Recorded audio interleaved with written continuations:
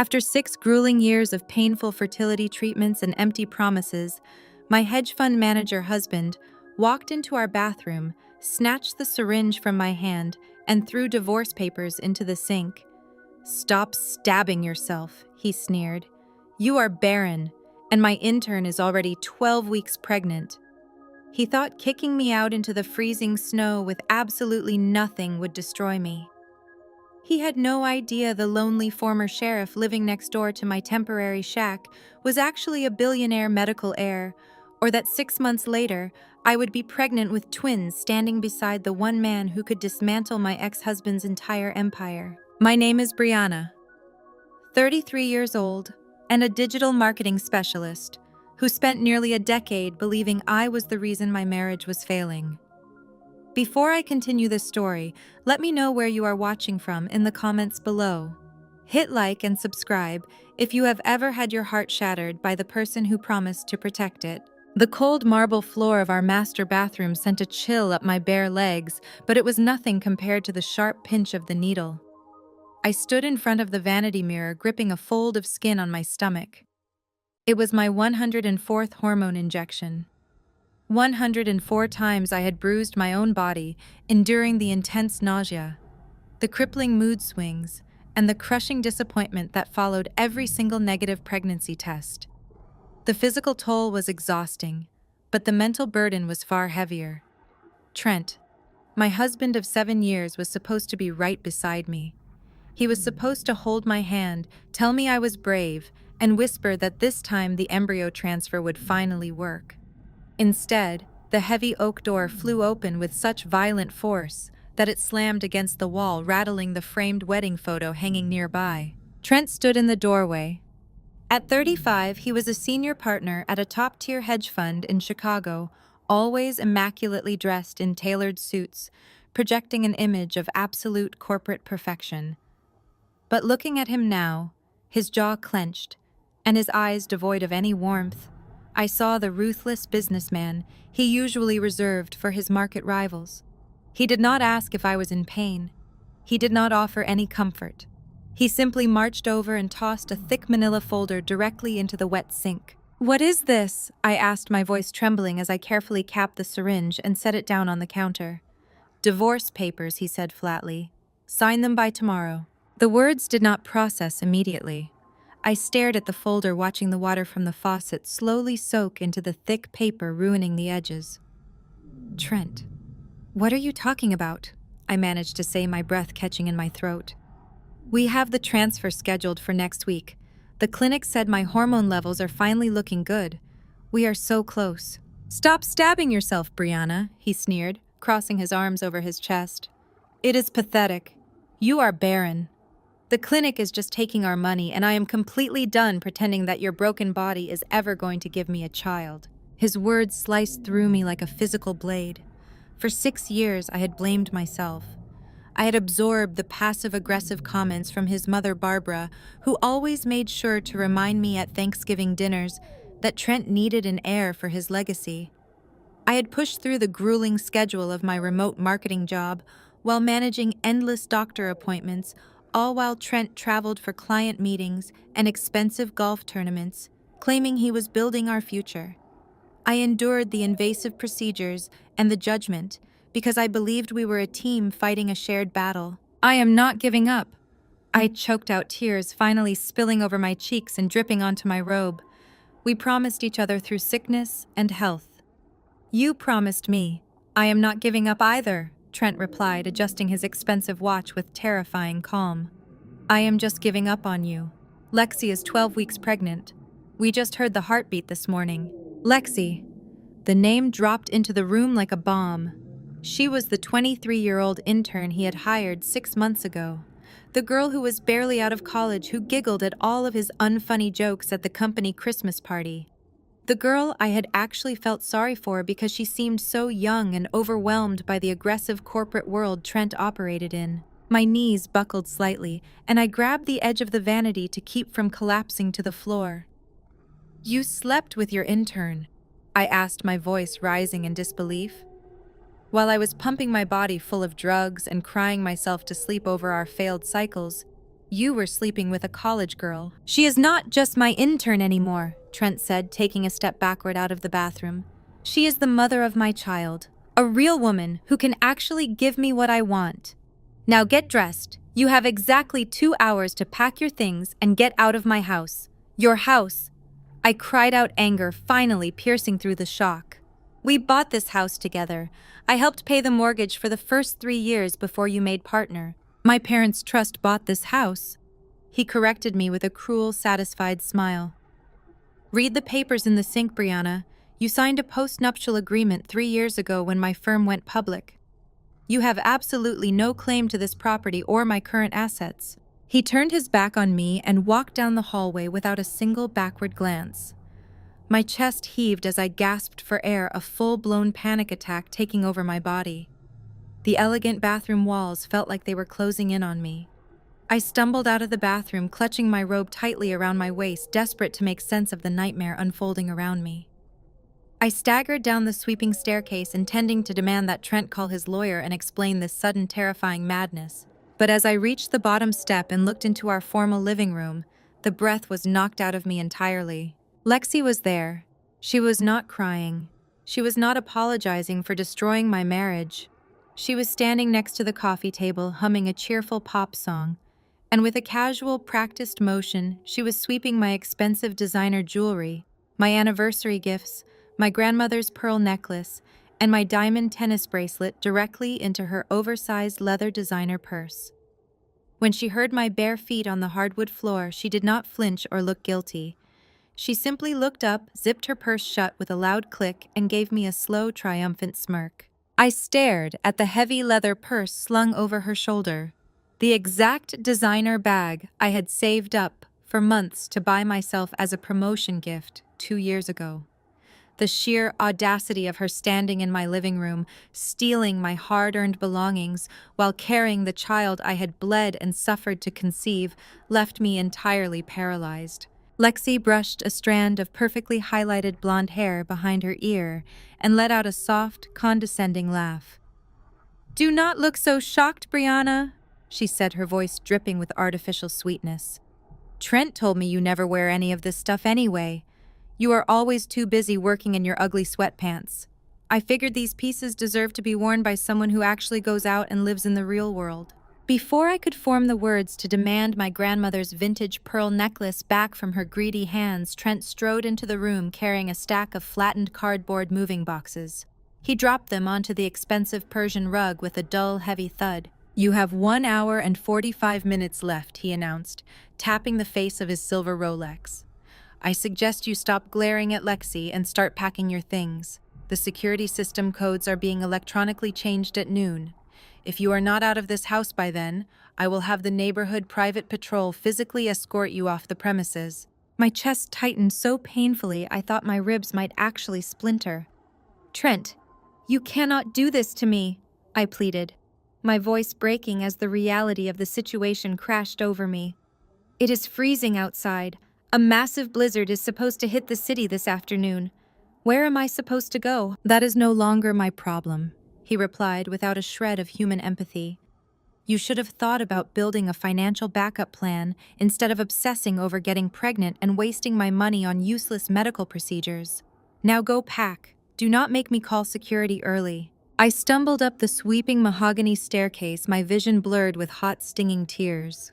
The physical pain of the morning's hormone injection suddenly throbbed in my lower abdomen, a cruel and agonizing reminder of the child I was trying to give him while he was busy creating one with an intern.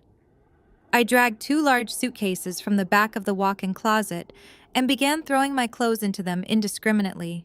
Sweaters, jeans, whatever my hands could grab. I was shaking so badly I could barely manage the metal zippers. Lexi appeared in the doorway of the bedroom, leaning casually against the doorframe while sipping coffee from my favorite ceramic mug. She watched me scramble in a state of sheer panic, her eyes scanning the items I was frantically tossing into my bags. "Are you really taking those?" she asked, gesturing toward a pile of my conservative work blouses. "They are so old, lady. No wonder Trent lost interest in you. You dress like a boring librarian from the 90s. I am honestly doing you a massive favor by moving in today." This house needs some actual style, and Trent needs a vibrant woman who does not treat intimacy like a depressing medical chore. I stopped packing and glared at her, my hands balling into tight fists until my nails bit into my palms. "Get out of my room," I demanded, my voice dropping to a dangerously low register. Lexi rolled her eyes but took a step back into the hallway. "It is my room now," she shot back confidently. "Do not forget to take your depressing medical charts with you. I do not want those negative barren vibes anywhere near my baby." I shoved the last of my basic necessities into the second suitcase, zipping it shut with a violent tug. I grabbed my purse, my laptop bag, and my car keys. I refused to look back at the elegant bedroom that had been my sanctuary for 7 years. I dragged the heavy suitcases down the stairs, each thump echoing like a final mocking drumbeat on my marriage. Trent and Lexi were sitting close together on the living room sofa, scrolling through a tablet, already planning their new life.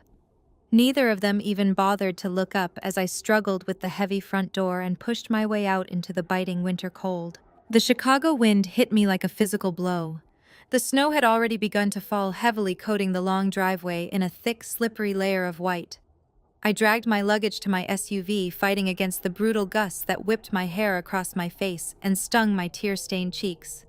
My hands were completely numb by the time I managed to hoist the heavy bags into the trunk.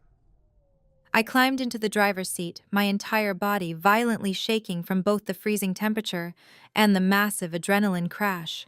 I started the engine and turned the heater on full blast. As I pulled out of the gated community, the terrifying reality of my situation crushed the breath out of me. I was 33 years old, newly homeless, and driving into a massive blizzard with nowhere to go. My parents lived in Florida, and most of my friends were tied to Trent through his high society corporate circles. If I called them, word would get back to Trent immediately. I was entirely, profoundly alone. Suddenly, a sharp, stabbing cramp ripped through my lower abdomen. The intense dosage of IVF hormones was wreaking havoc on my system, and the severe emotional stress was only making the pelvic pain exponentially worse. I doubled over the steering wheel, gasping for air, as another wave of fiery agony hit me. I needed painkillers immediately before I ended up passing out behind the wheel and crashing my car. I spotted a brightly lit gas station through the blinding curtain of snow and carefully navigated my SUV into the empty parking lot. The wind howled menacingly as I pushed my way out of the car and sprinted through the icy slush toward the convenience store doors. Inside, the harsh fluorescent lights made my headache pound harder. I hurried down the narrow aisles, grabbing a large bottle of maximum-strength ibuprofen and a bottle of water. I approached the counter, shivering violently in my thin wool coat. The cashier, an older woman with a tired, sympathetic expression, scanned the items. "That will be $12.50, she said. I reached into my purse and pulled out my primary credit card, a premium joint account card Trent and I shared. I handed it to her, desperate to get back to the warmth of my car and swallow the pills to stop the blinding pain. She swiped the card through the terminal. The machine beeped an angry, discordant tone. "Declined," she stated, looking at the small digital screen. "That is impossible," I said, my heart rate spiking rapidly. "Please try it again. The chip can be temperamental in the cold." She inserted the chip. The machine beeped again. "Still declined, honey. Do you have another card?" Panic began to claw at my throat, suffocating me. I dug frantically into my wallet and pulled out my personal debit card tied to the checking account where my digital marketing salary was directly deposited every 2 weeks. I handed it over with a trembling hand. The cashier swiped it. Beep, declined. My blood ran ice cold, colder than the blizzard outside. No, there has to be a mistake with your machine. I have money in that account. I just got paid yesterday. I pulled out my phone and quickly logged into my mobile banking app. My fingers were shaking so badly I could barely type my password. The screen loaded and my breath stopped completely. Checking account balance $0. Savings account balance $0. Joint credit card status, account closed. I scrolled down to the transaction history, my eyes widening in pure horror. Exactly 1 hour ago, while I was upstairs crying and packing my suitcases, Trent had executed a series of massive wire transfers. He had completely drained every single account that had my name on it, transferring the funds into an offshore holding account I could not access. He had even taken my direct deposit, stripping away the money I had earned through my own hard work. "I am sorry, miss," the cashier said, her voice softening with pity as she watched the devastation wash over my pale face. "The terminal says the accounts are frozen. If you cannot pay, I have to put these back." I stared at the bottle of painkillers on the counter, the physical agony in my abdomen flaring up again as if mocking my utter helplessness. I looked out the glass doors at the brutal snowstorm raging outside, the wind violently shaking the gas station signs. I had no money, no home, no husband, and no way to even buy a simple bottle of water to swallow a pill. Trent had not just evicted me. He had financially erased me. I stood frozen in the harsh fluorescent light, utterly penniless and completely broken in the middle of the unforgiving snow. After 6 grueling years of painful fertility treatments and empty promises, my hedge fund manager husband walked into our bathroom, snatched the syringe from my hand, and threw divorce papers into the sink. "Stop stabbing yourself," he sneered. "You are barren, and my intern is already 12 weeks pregnant." He thought kicking me out into the freezing snow with absolutely nothing would destroy me. He had no idea the lonely former sheriff living next door to my temporary shack was actually a billionaire medical heir, or that 6 months later, I would be pregnant with twins, standing beside the one man who could dismantle my ex-husband's entire empire. My name is Brianna, 33 years old, and a digital marketing specialist who spent nearly a decade believing I was the reason my marriage was failing. Before I continue this story, let me know where you are watching from in the comments below. Hit like and subscribe if you have ever had your heart shattered by the person who promised to protect it. The cold marble floor of our master bathroom sent a chill up my bare legs, but it was nothing compared to the sharp pinch of the needle. I stood in front of the vanity mirror, gripping a fold of skin on my stomach. It was my 104th hormone injection. 104 times I had bruised my own body, enduring the intense nausea, the crippling mood swings, and the crushing disappointment that followed every single negative pregnancy test. The physical toll was exhausting, but the mental burden was far heavier. Trent, my husband of 7 years, was supposed to be right beside me. He was supposed to hold my hand, tell me I was brave, and whisper that this time the embryo transfer would finally work. Instead, the heavy oak door flew open with such violent force that it slammed against the wall, rattling the framed wedding photo hanging nearby. Trent stood in the doorway. At 35, he was a senior partner at a top-tier hedge fund in Chicago, always immaculately dressed in tailored suits, projecting an image of absolute corporate perfection. But looking at him now, his jaw clenched and his eyes devoid of any warmth, I saw the ruthless businessman he usually reserved for his market rivals. He did not ask if I was in pain. He did not offer any comfort. He simply marched over and tossed a thick manila folder directly into the wet sink. "What is this?" I asked, my voice trembling, as I carefully capped the syringe and set it down on the counter. "Divorce papers," he said flatly. "Sign them by tomorrow." The words did not process immediately. I stared at the folder, watching the water from the faucet slowly soak into the thick paper, ruining the edges. "Trent, what are you talking about?" I managed to say, my breath catching in my throat. "We have the transfer scheduled for next week. The clinic said my hormone levels are finally looking good. We are so close." "Stop stabbing yourself, Brianna," he sneered, crossing his arms over his chest. "It is pathetic. You are barren. The clinic is just taking our money, and I am completely done pretending that your broken body is ever going to give me a child." His words sliced through me like a physical blade. For 6 years, I had blamed myself. I had absorbed the passive-aggressive comments from his mother, Barbara, who always made sure to remind me at Thanksgiving dinners that Trent needed an heir for his legacy. I had pushed through the grueling schedule of my remote marketing job while managing endless doctor appointments, all while Trent traveled for client meetings and expensive golf tournaments, claiming he was building our future. I endured the invasive procedures and the judgment because I believed we were a team fighting a shared battle. I am not giving up. I choked out tears finally spilling over my cheeks and dripping onto my robe. We promised each other through sickness and health. You promised me. I am not giving up either, Trent replied, adjusting his expensive watch with terrifying calm. I am just giving up on you. Lexi is 12 weeks pregnant. We just heard the heartbeat this morning. Lexi. The name dropped into the room like a bomb. She was the 23-year-old intern he had hired 6 months ago, the girl who was barely out of college who giggled at all of his unfunny jokes at the company Christmas party. The girl I had actually felt sorry for because she seemed so young and overwhelmed by the aggressive corporate world Trent operated in. My knees buckled slightly, and I grabbed the edge of the vanity to keep from collapsing to the floor. You slept with your intern? I asked, my voice rising in disbelief. While I was pumping my body full of drugs and crying myself to sleep over our failed cycles, you were sleeping with a college girl. She is not just my intern anymore, Trent said, taking a step backward out of the bathroom. She is the mother of my child, a real woman who can actually give me what I want. Now get dressed. You have exactly 2 hours to pack your things and get out of my house. Your house. I cried out, anger finally piercing through the shock.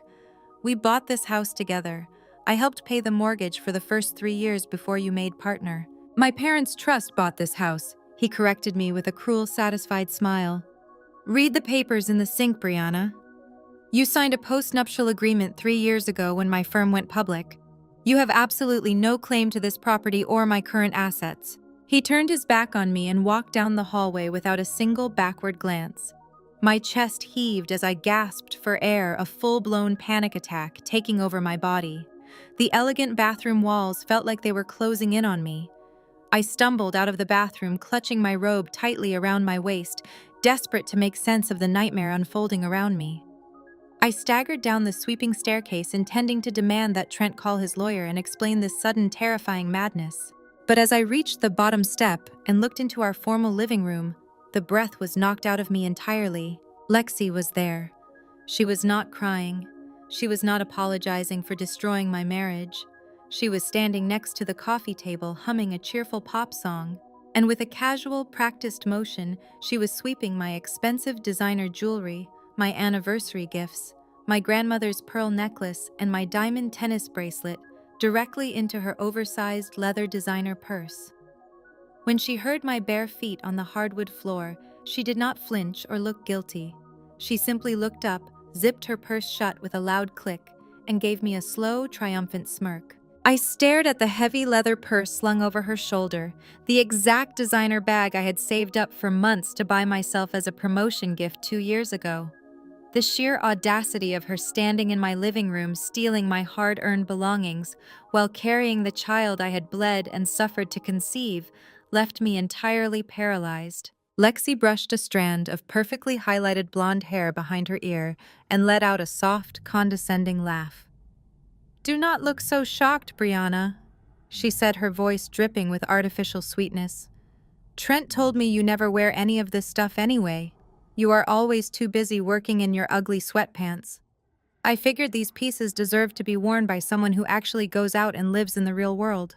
Before I could form the words to demand my grandmother's vintage pearl necklace back from her greedy hands, Trent strode into the room carrying a stack of flattened cardboard moving boxes. He dropped them onto the expensive Persian rug with a dull, heavy thud. "You have 1 hour and 45 minutes left," he announced, tapping the face of his silver Rolex. "I suggest you stop glaring at Lexi and start packing your things. The security system codes are being electronically changed at noon. If you are not out of this house by then, I will have the neighborhood private patrol physically escort you off the premises." My chest tightened so painfully I thought my ribs might actually splinter. "Trent, you cannot do this to me," I pleaded, my voice breaking as the reality of the situation crashed over me. "It is freezing outside. A massive blizzard is supposed to hit the city this afternoon. Where am I supposed to go?" "That is no longer my problem," he replied without a shred of human empathy. "You should have thought about building a financial backup plan, instead of obsessing over getting pregnant and wasting my money on useless medical procedures." Now go pack. Do not make me call security early. I stumbled up the sweeping mahogany staircase, my vision blurred with hot, stinging tears. The physical pain of the morning's hormone injection suddenly throbbed in my lower abdomen, a cruel and agonizing reminder of the child I was trying to give him while he was busy creating one with an intern. I dragged 2 large suitcases from the back of the walk-in closet and began throwing my clothes into them indiscriminately. Sweaters, jeans, whatever my hands could grab. I was shaking so badly I could barely manage the metal zippers. Lexi appeared in the doorway of the bedroom, leaning casually against the doorframe while sipping coffee from my favorite ceramic mug. She watched me scramble in a state of sheer panic, her eyes scanning the items I was frantically tossing into my bags. "Are you really taking those?" she asked, gesturing toward a pile of my conservative work blouses. "They are so old, lady. No wonder Trent lost interest in you. You dress like a boring librarian from the 90s. I am honestly doing you a massive favor by moving in today. This house needs some actual style, and Trent needs a vibrant woman who does not treat intimacy like a depressing medical chore." I stopped packing and glared at her, my hands balling into tight fists until my nails bit into my palms. "Get out of my room!" I demanded, my voice dropping to a dangerously low register. Lexi rolled her eyes but took a step back into the hallway. "It is my room now," she shot back confidently.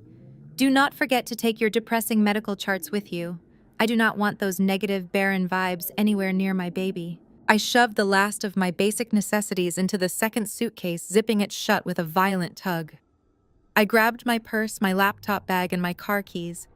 I refused to look back at the elegant bedroom that had been my sanctuary for 7 years. I dragged the heavy suitcases down the stairs, each thump echoing like a final mocking drumbeat on my marriage. Trent and Lexi were sitting close together on the living room sofa, scrolling through a tablet, already planning their new life. Neither of them even bothered to look up as I struggled with the heavy front door and pushed my way out into the biting winter cold. The Chicago wind hit me like a physical blow. The snow had already begun to fall heavily, coating the long driveway in a thick, slippery layer of white. I dragged my luggage to my SUV, fighting against the brutal gusts that whipped my hair across my face and stung my tear-stained cheeks. My hands were completely numb by the time I managed to hoist the heavy bags into the trunk. I climbed into the driver's seat, my entire body violently shaking from both the freezing temperature and the massive adrenaline crash. I started the engine and turned the heater on full blast. As I pulled out of the gated community, the terrifying reality of my situation crushed the breath out of me. I was 33 years old, newly homeless, and driving into a massive blizzard with nowhere to go.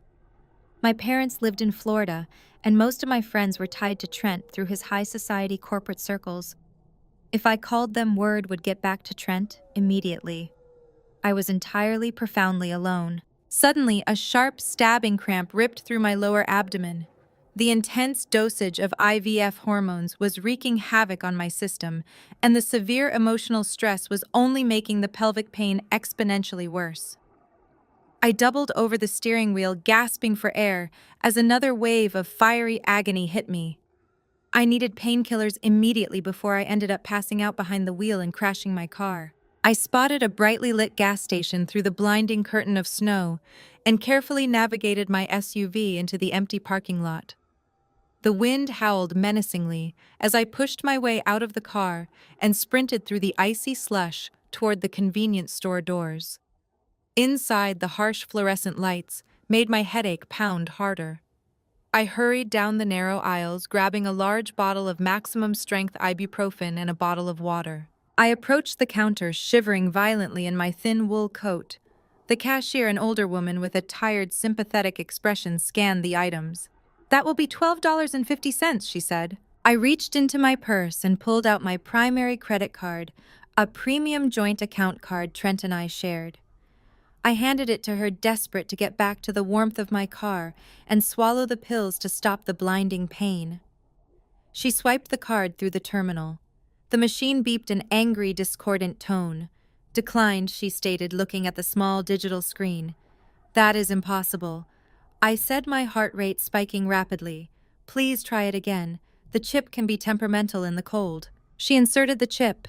The machine beeped again. Still declined, honey. Do you have another card?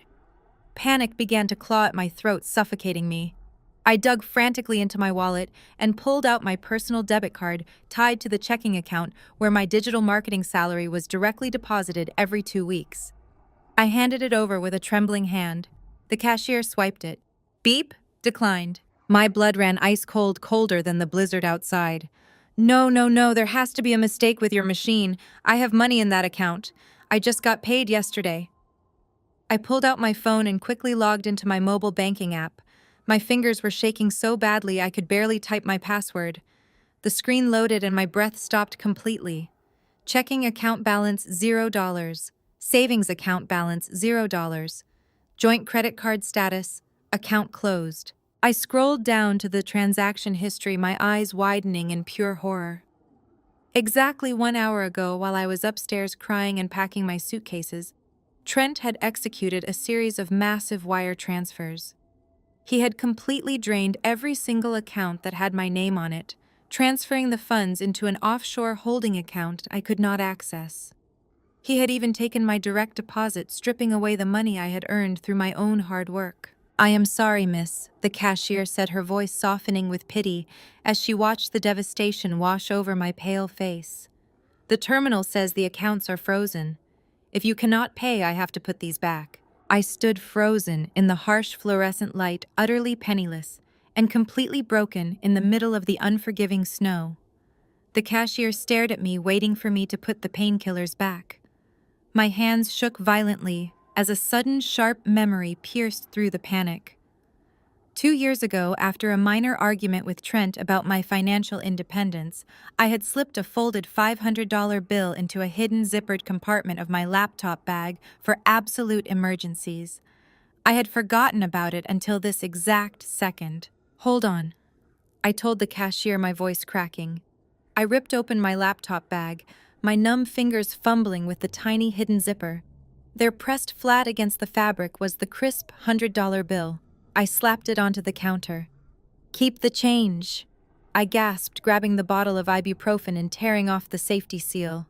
I dry swallowed 3 pills right there in the aisle, desperate for the searing pain in my abdomen to stop. I ran back to my SUV and locked the doors, shivering uncontrollably as the heat blasted from the vents. I had cash, but $500 would not last long in Chicago. I needed a place to hide, a place where Trent and his high society lawyers could not easily find me while I figured out my next move. I drove straight toward the edge of town, steering clear of the upscale neighborhoods and luxury hotels we used to frequent. The blizzard was worsening, turning the roads into dangerous sheets of ice. An hour later, I pulled into the dirt driveway of a rundown cash-only motor lodge that consisted of isolated, dilapidated cabins. The neon sign out front buzzed and flickered, shedding a sickly red light over the snow. I paid a grumpy manager for a week up front, handing over most of my emergency stash. Cabin number 4 was a freezing, damp nightmare. The floorboards creaked under my boots and the air smelled heavily of mildew and cheap pine cleaner. The ancient radiator in the corner clanked loudly, but emitted almost no heat. I dragged my 2 heavy suitcases inside and locked the flimsy door behind me. I did not even take off my wool coat. I just sank onto the edge of the sagging mattress, staring at the peeling wallpaper. I had gone from a multi-million-dollar mansion to a freezing shack in a matter of hours. Before I could even unzip my first suitcase to find an extra sweater, the crunch of heavy tires on the gravel outside caught my attention. Bright, aggressive headlights pierced through the thin, dusty curtains of my cabin window. My heart hammered against my ribs. Had Trent tracked the GPS in my car? I cautiously pulled back the edge of the curtain. It was not Trent. A sleek black Range Rover had parked directly behind my SUV, blocking it in. 2 women stepped out into the howling wind, pulling their expensive fur coats tightly around themselves. It was my mother-in-law, Barbara, and my sister-in-law, Kendra. Barbara was 60 years old, but possessed the icy, preserved beauty of a woman who spent half her life at dermatologists and country clubs. Kendra, at 30, was essentially a miniature, equally vicious version of her mother. They did not look worried.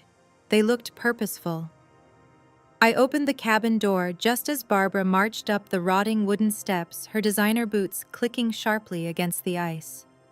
"Barbara," I asked, confusion momentarily overriding my anger. "How did you know I was here?" "Trent tracks the vehicle, mileage and location through his corporate account." "Brianna," Barbara said, her voice dripping with absolute disdain as she looked me up and down. "We did not come to check on your well-being, so wipe that pathetic, hopeful look off your face. Hand over the keys." I stared at her, the freezing wind whipping my hair across my face. "What are you talking about?" "Talking." The SUV Kendra chimed in, stepping up beside her mother with a smug, satisfied grin.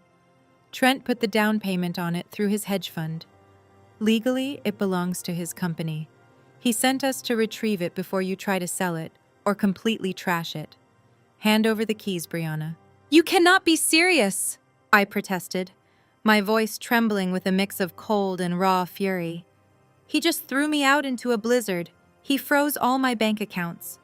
That car is the only thing keeping me from freezing to death on the streets, and you want to take it away." Barbara stepped closer, her perfectly manicured finger pointing directly at my chest. "Do not you dare play the victim here. I told Trent 7 years ago that marrying you was a mistake. You brought absolutely nothing to this family.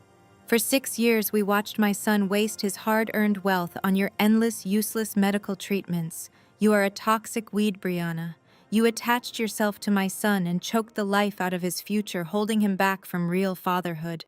The cruelty of her words took my breath away. "You know how hard I tried," I whispered, tears freezing on my cheeks. "You know the physical hell I put my body through for him. And it was all for nothing." Barbara spat back, her eyes gleaming with malice. "Lexi is giving this family a true heir. She is young, she is healthy, and she is actually capable of providing what Trent deserves.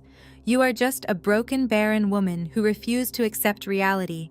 Now give me the keys before I call the police and report the vehicle stolen." Kendra laughed, a sharp, mocking sound. "Come on, Brianna, just give up. You lost. Lexi is already redecorating the nursery. You do not belong in our world anymore. Go back to whatever lower-class life you crawled out of." The fight drained out of me. The physical pain from the hormone crash, the freezing temperature, and the sheer emotional devastation left me entirely hollow. My hands were completely numb as I reached into my coat pocket, pulled out the heavy set of car keys, and dropped them into Barbara's waiting gloved palm. "Smart girl," Barbara sneered. "Do not ever contact my son again." They turned their backs on me, their expensive boots navigating the icy steps with practiced grace. They climbed into my SUV and the Range Rover, the engines roaring to life in the quiet, frozen night. I stood in the doorway of the freezing cabin, watching the bright red taillights of my only lifeline fade into the relentless, swirling blizzard. The exhaust fumes lingered in the air for a brief second before the wind snatched away. I tried to take a step back into the cabin, but my legs finally gave out. The betrayal was too heavy to carry. My vision tunneled, the edges turning dark as the freezing cold seeped directly into my bones. I collapsed hard onto the frozen wooden planks of the porch, the rough ice scraping my cheek as I fell entirely at the mercy of the brutal winter storm. My cheek rested against the rough, freezing wood of the cabin porch. The bitter ice bit into my skin, but I was too weak to push myself up. My body was shutting down, the adrenaline finally giving way to the crushing reality of the physical and emotional trauma I had endured over the last few hours. I lay there in the swirling snow, listening to the idling engines of my stolen SUV and the Range Rover, waiting for the sound of tires crunching on gravel to signal that Barbara and Kendra had finally left me to die in the cold. But the engines did not fade. Instead, I heard the distinct sound of a car door opening and closing, followed by footsteps. These were not the sharp, arrogant clicks of Barbara's designer heels. These footsteps were heavy, urgent, and moving directly toward my shivering body. I forced my eyes open, my eyelashes heavy with frozen tears. Through the blinding curtain of snow, a tall figure loomed over me. It was Dayon. At 34, Dion was a brilliant architect, a man of quiet dignity, and unfortunately Kendra's husband. Since the day he married into Trent's family, Dion had always been the silent observer at their lavish, toxic family dinners. He was an African-American man who had built his own successful firm from the ground up, standing in stark contrast to Trent's inherited privilege. He had always treated me with a quiet, respectful kindness, often exchanging knowing glances with me across the dining table whenever Barbara launched into one of her elitist tirades. Dion dropped to one knee beside me, his broad shoulders blocking the worst of the biting wind. He glanced nervously over his shoulder toward the idling vehicles. Through the thick snowfall, I could vaguely see Barbara and Kendra inside the warm cabin of the Range Rover, completely distracted as they argued over the navigation system. Dion pulled off his thick leather glove. His warm, steady hand grabbed my freezing, trembling fingers. Before I could even attempt to speak, he shoved a thick, heavy envelope deep into the pocket of my wool coat. "I am so sorry, Brianna," Dion whispered, his deep voice thick with absolute disgust. "They forced me to come along to drive the SUV back to the city. Kendra told me they were just picking up some paperwork. If I had known they were leaving you out here in a blizzard, I would have stopped them. I swear to you, I would have stopped them." My lips were blue and trembling so violently that I could not form a single word. I just stared up at him, my vision blurring. "Listen to me very carefully." Dion continued, his grip on my hand tightening with urgent intensity. "I do not play their dirty games. I refuse to be complicit in this evil.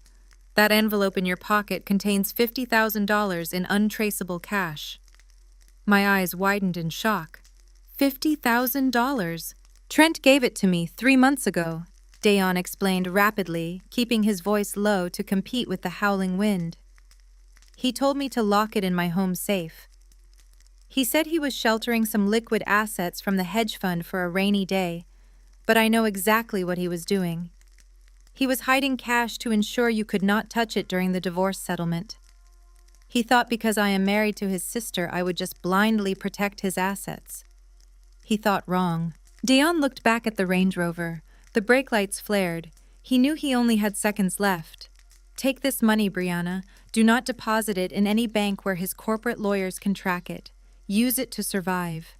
Use it to disappear for a while. And when you are ready, get a ruthless lawyer and burn my arrogant brother-in-law to the absolute ground." Kendra rolled down the passenger window of the Range Rover, her shrill voice piercing the freezing air. "Dion, what is taking so long? Get in the SUV, we are freezing out here." Dion ignored his wife for one final second. He looked down at me, his eyes filled with a fierce, unwavering solidarity. "I will not tell them where you are. Survive this, Brianna. You are infinitely stronger than all of them combined." He released my hand, stood up, and sprinted through the deep snow toward my stolen SUV. He climbed into the driver's seat and put the car in gear. I lay paralyzed on the icy wood, watching as the two vehicles finally turned around in the narrow dirt driveway. Their headlights swept across the run-down motor lodge one last time before they pulled out onto the main road, their red taillights vanishing instantly into the violent whiteout of the blizzard. I was completely alone again. I tried to move, commanding my arms to push my body off the frozen planks, but my muscles completely refused to obey. The heavy envelope in my pocket felt like a brick against my side, a strange beacon of hope in a moment of pure despair. I had cash. I had a chance to fight back. But I had to get inside the cabin first. I managed to drag myself a few inches toward the flimsy wooden door, but the physical toll of the day finally reached its absolute peak. The sudden, violent withdrawal from my missed IVF hormone doses collided with the hypothermic temperatures. A blinding wave of nausea washed over me, followed by a sharp, radiating pain in my pelvis that stole the very last ounce of breath from my lungs. The flickering red light of the motel vacancy sign above me blurred into a continuous bleeding streak of color. The howling wind sounded like a roar in my ears.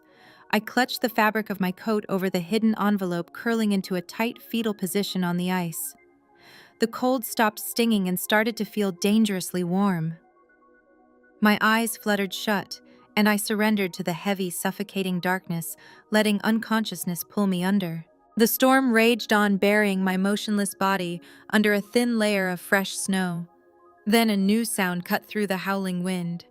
Heavy, deliberate boots crunched rhythmically through the deep snow. The footsteps were unhurried, but possessed a commanding, lethal purpose. The door of the neighboring cabin swung open, groaning against the wind. Wyatt Sinclair stepped out into the blizzard. At 42 years old, he cut an imposing figure.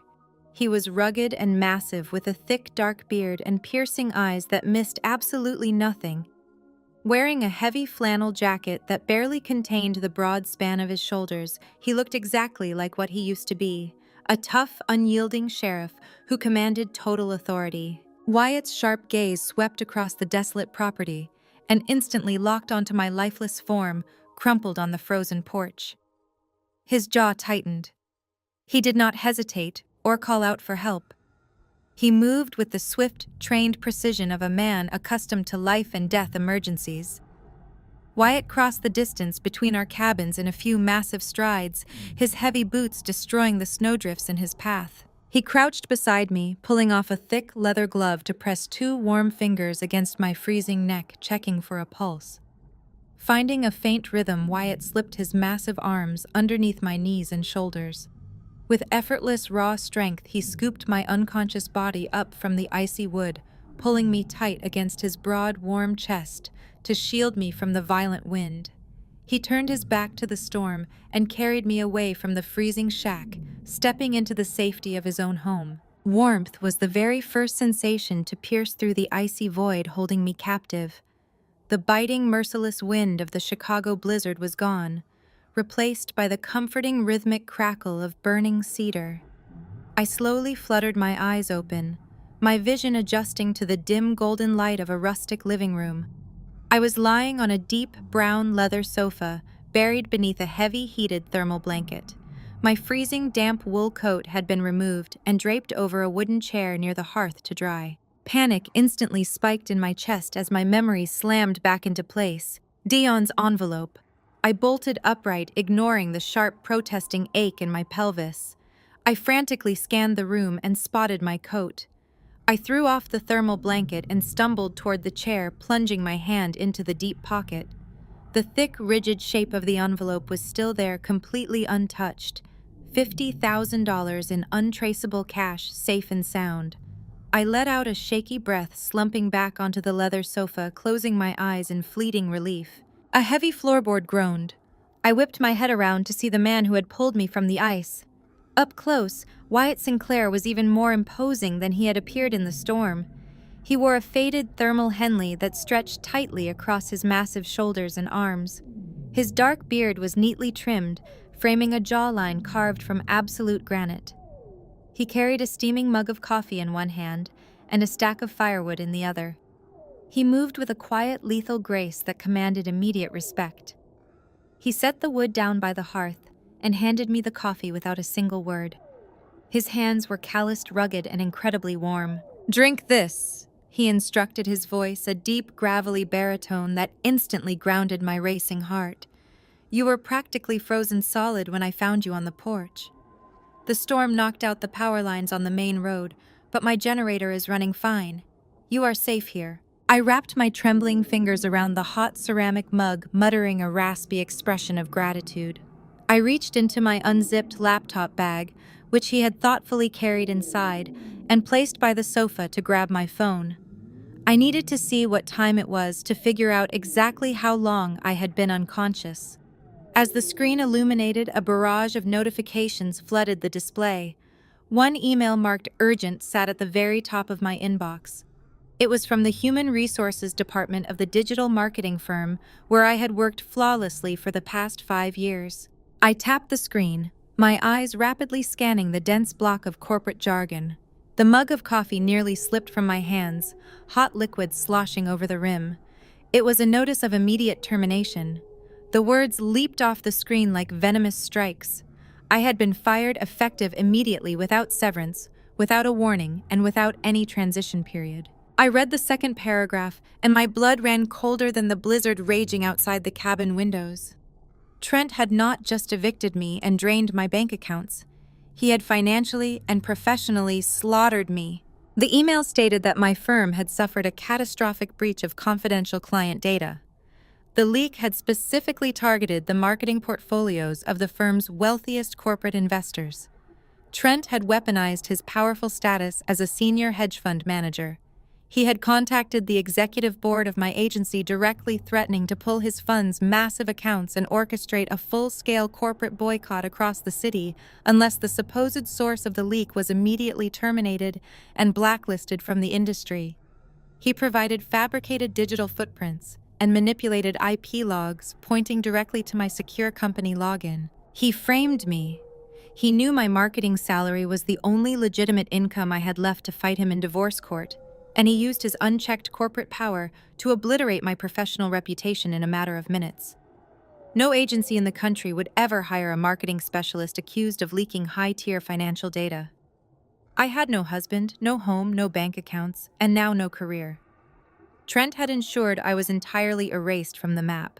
A ragged, breathless sob tore from my throat. I dropped the phone onto the leather cushion, burying my face in my hands. The sheer magnitude of Trent's cruelty was suffocating. I had given that man my youth, my health, and my absolute devotion, and he was hunting me down like sport. I thought I had hit rock bottom when I collapsed on the porch, but Trent had brought a shovel to dig the hole even deeper. Wyatt stepped away from the fireplace. He walked into the adjoining kitchen and returned a moment later carrying a large ceramic bowl of hearty beef stew. He set it gently on the wooden coffee table in front of me. He did not ask invasive questions. He did not offer hollow, meaningless platitudes about how things would eventually get better. He simply pulled up a chair, sat directly across from me, and looked at me with those piercing, observant eyes. "Eat," he commanded softly. "You cannot fight a war on an empty stomach, and you look like you are about to step onto a battlefield." I picked up the spoon, my hands still shaking violently from the emotional shock and the lingering hormonal withdrawal. As I shifted my weight on the sofa, my unzipped laptop bag tipped over entirely. The thick, heavy stack of my IVF medical files slid out, spilling across the rustic floorboards. The glossy logo of the fertility clinic was printed boldly across the top folder. The brutal documented record of 104 injections, endless ultrasounds, and shattered hopes lay scattered on the rug for a stranger to see. I reached down to gather them, wincing and letting out a sharp gasp as another stabbing pain radiated through my abdomen. Wyatt leaned forward to help me pick up the scattered papers. His sharp eyes scanned the clinic logo and the dense medical jargon printed on the front page. He paused, his rugged brow furrowing in intense concentration. He looked from the files to my pale, pain-stricken face, analyzing my physical state. "You are going through severe hormone withdrawal," he stated, recognizing the physical symptoms with surprising medical accuracy for a former sheriff. I nodded, too exhausted to hide the shame and the agony anymore. I wrapped my arms around my stomach, waiting for the inevitable pity. But Wyatt did not look pitying. He tapped his calloused finger against the thick medical file. He looked at me with an expression of quiet, dangerous calculation. "Let me borrow these files for the night," he said, his deep voice carrying a strange underlying tension that demanded attention. "I have a buddy in the medical field who owes me a massive favor. Something about these clinic records does not sit right with me, and I want him to look at your lab results immediately." I stared at his outstretched hand, my mind struggling to process the request. The files were deeply personal, a documented history of my perceived failures. But looking into Wyatt's steady, unyielding gaze, I realized I had absolutely nothing left to hide and nothing left to lose. I nodded slowly, pushing the thick stack of folders across the rustic coffee table. I told him to take them. If his friend could find any logical medical reason why my body felt like it was tearing itself apart, I desperately needed to know. Wyatt gathered the heavy documents, gave me a curt nod, and retreated to his side of the cabin to make his phone calls. I spent the remainder of the night wrapped tightly in the thermal blanket, the sheer exhaustion finally dragging me into a fitful, nightmare-filled sleep. When I woke the next morning, the blizzard had passed, leaving behind a blindingly bright, frozen landscape outside the window. I ate the rest of the stew and paced the small perimeter of the living room.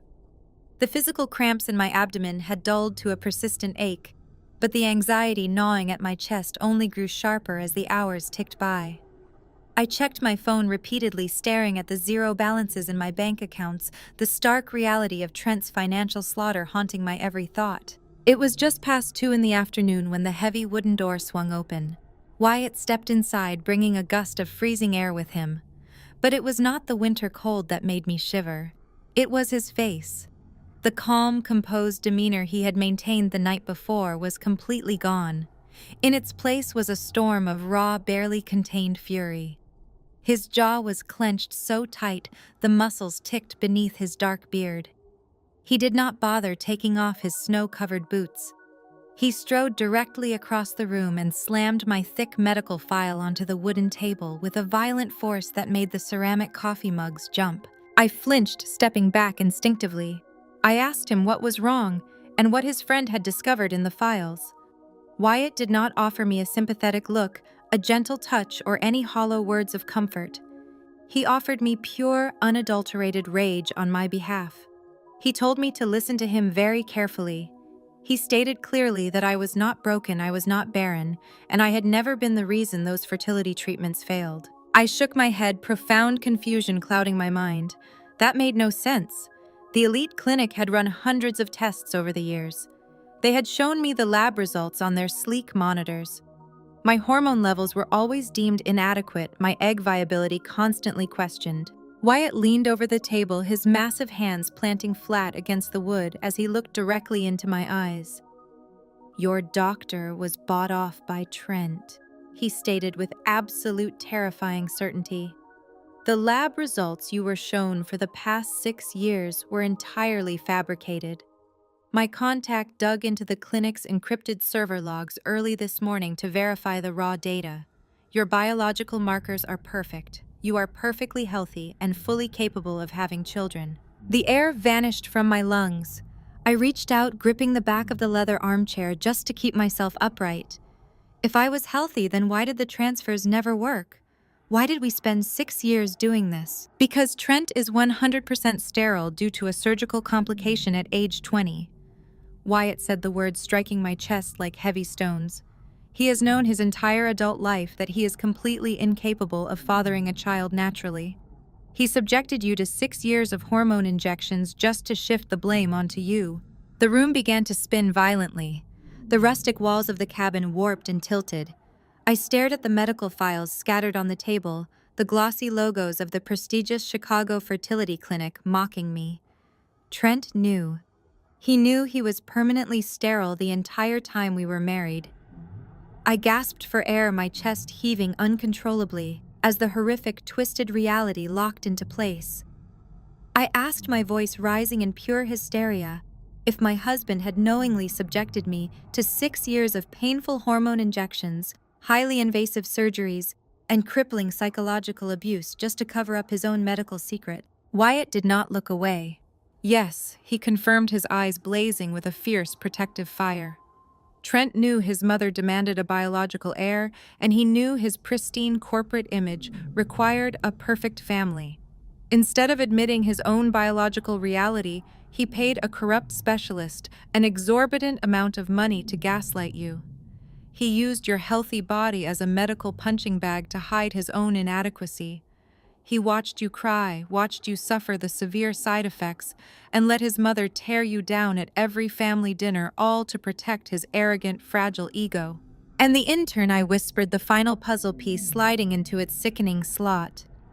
If Trent is entirely sterile, then Lexi cannot possibly be carrying his child. Lexi is pregnant by someone else, Wyatt finished bluntly. Whether Trent knows that, or is actively deceiving himself to maintain his perfect narrative, does not matter right now. What matters is that your husband orchestrated a 6-year-long campaign of physical and mental torture against you. The sheer magnitude of the betrayal hit me like a speeding freight train. It was not just a sudden divorce. It was not just financial ruin or a younger mistress. It was systematic, highly calculated torture by the man who had stood at an altar and promised to love and protect me. The visceral memory of the 104 injections flashed through my mind. The agonizing pelvic cramps, the countless nights spent crying on the cold bathroom floor, the cruel, dismissive remarks from Barbara about my supposedly barren womb. Trent had watched me apologize to him for failing to give him a baby, knowing full well he was the one shooting blanks. It all crashed down on me in a suffocating, unbearable avalanche of grief and fury. My knees buckled completely. I could no longer support the weight of my own body or the devastating truth I had just learned. I dropped toward the hardwood floor, a raw, agonizing scream tearing from the deepest part of my soul. It was a sound of pure, shattered devastation, mourning the years of my life and the health stolen by an absolute monster. But before my knees could hit the wooden planks, Wyatt was there. He moved with incredible trained speed, dropping down and catching me firmly against his broad chest. He wrapped his powerful arms around my shaking body, holding me securely, as I sobbed and screamed into his heavy flannel shirt. I buried my face in his chest, my fingers digging desperately into his jacket as the world I thought I knew shattered into jagged pieces around me. Wyatt did not tell me to calm down or shush my cries. He just held me tighter, anchoring me to the earth. When I finally opened my tear-soaked eyes to look up at him, I saw his gaze harden into cold, unbreakable steel. He was not looking at me with pity. He was staring out the frost-covered window, his eyes narrowing with a lethal, terrifying promise. I stayed wrapped in his arms until the violent tremors shaking my body finally subsided into exhausted, heavy breaths. Wyatt slowly guided me back to the leather sofa, grabbing a clean towel from the kitchen to gently wipe the tears and smeared makeup from my face. The silence in the cabin was thick, heavy with the magnitude of the horrific truth I had just learned. My mind was racing, connecting the dots of my own misery, but one glaring question suddenly cut through the fog of my grief. I looked up at him, my voice hoarse and completely drained. How do you have a buddy who can just casually hack into the encrypted servers of the most elite fertility clinic in Chicago? You are a retired county sheriff living in a cabin. That kind of medical data is protected by firewalls that cost millions. Wyatt set the towel down on the coffee table. He did not look away, nor did he offer a sheepish excuse. He leaned back in his heavy wooden chair, letting out a long, measured breath before resting his elbows on his knees. I am a retired sheriff, he stated calmly, his deep voice carrying an undeniable weight of authority. But that was a career choice I made a few years ago to escape the pressure of my actual life. This cabin, this quiet town, it is a retreat. My full name is Wyatt Sinclair. I stared at him blankly. The name Sinclair echoed in my head, triggering a distant corporate recognition. I had worked in high-level digital marketing for 5 years. I knew the major players in the American economy. Sinclair Health Innovations was a multi-billion-dollar medical empire owning the largest chain of private hospitals, research facilities, and advanced reproductive clinics across the country. They practically monopolized the private healthcare sector. You are the heir to Sinclair Health, I whispered, the reality crashing over me. You own the infrastructure that my clinic operates on. That is how your contact accessed my files so easily. They were looking at their own servers. Wyatt nodded slowly. My father built the company from the ground up. When he passed away 5 years ago, I inherited the controlling shares. But the corporate bloodshed, the relentless greed of the executive board, it completely burned me out. I handed over day-to-day operations to a proxy CEO and stepped away, pinning on a badge in a quiet county just to feel like I was doing honest, tangible work again. I needed to step away from the empire before it turned me into a monster. He stood up and began pacing the length of the rustic living room, the tension radiating from his massive frame. But my proxy failed. He continued, his tone turning razor sharp. The executive board is currently attempting a hostile takeover. They want to oust me from the chairman's seat and sell off the research divisions to overseas investors who care absolutely nothing about patient care. I have to step back into the bloodbath and reclaim my board. I have to return to Chicago immediately to crush this takeover before they dismantle my father's legacy. I watched him pace, entirely mesmerized by the sudden transformation. The rugged, quiet man who had carried me through the blizzard was disappearing, replaced by a ruthless, commanding billionaire ready to wage corporate war. But I still did not understand where I fit into this massive revelation. Why are you telling me this? I asked. pulling the thermal blanket tighter around my shoulders. Wyatt stopped pacing and turned to face me. Because my father was a traditionalist, he built a strict morality and stability clause into the family trust and the corporate bylaws. To activate my supreme voting rights and instantly block the board's hostile takeover, I cannot just walk in as a rogue, isolated bachelor. I need to present a stable, unified front. I need to be a family man. He crossed the room, stopping inches from where I sat. He looked down at me, his piercing eyes analyzing my battered, resilient spirit. I see the way you survived that storm, Brianna. I see the absolute fire in you even after the man you loved spent 6 years trying to break you. You need resources, protection, and vengeance. I need a wife. I stopped breathing. The proposal hung in the air, audacious and terrifyingly logical. "Marry me," Wyatt commanded softly, crouching down so we were perfectly eye to eye. "Marry me. I will give you the best fertility treatments in the world, managed directly by my top specialists, untainted by anyone's corruption. You will have the children you deserve, and I will give you the absolute, unchecked power to crush Trent into dust." A marriage of convenience, a transaction born of mutual desperation and fueled by righteous anger. I thought about Trent sitting in his pristine mansion laughing with his intern while stealing my jewelry. I thought about the 104 painful injections I had endured for a man who was biologically incapable of giving me a family. Wyatt was offering me the exact weapons I needed to destroy the man who had erased my life. More importantly, he was offering me the very thing Trent had used to torture me. He was offering me a child. I looked into Wyatt's steady, unyielding eyes and nodded. Yes. 48 hours later, the blizzard had cleared, leaving the roads icy but passable. I wore a simple black dress I had packed in my frantic eviction, and Wyatt wore a sharply tailored charcoal suit that instantly broadcast his immense wealth and power.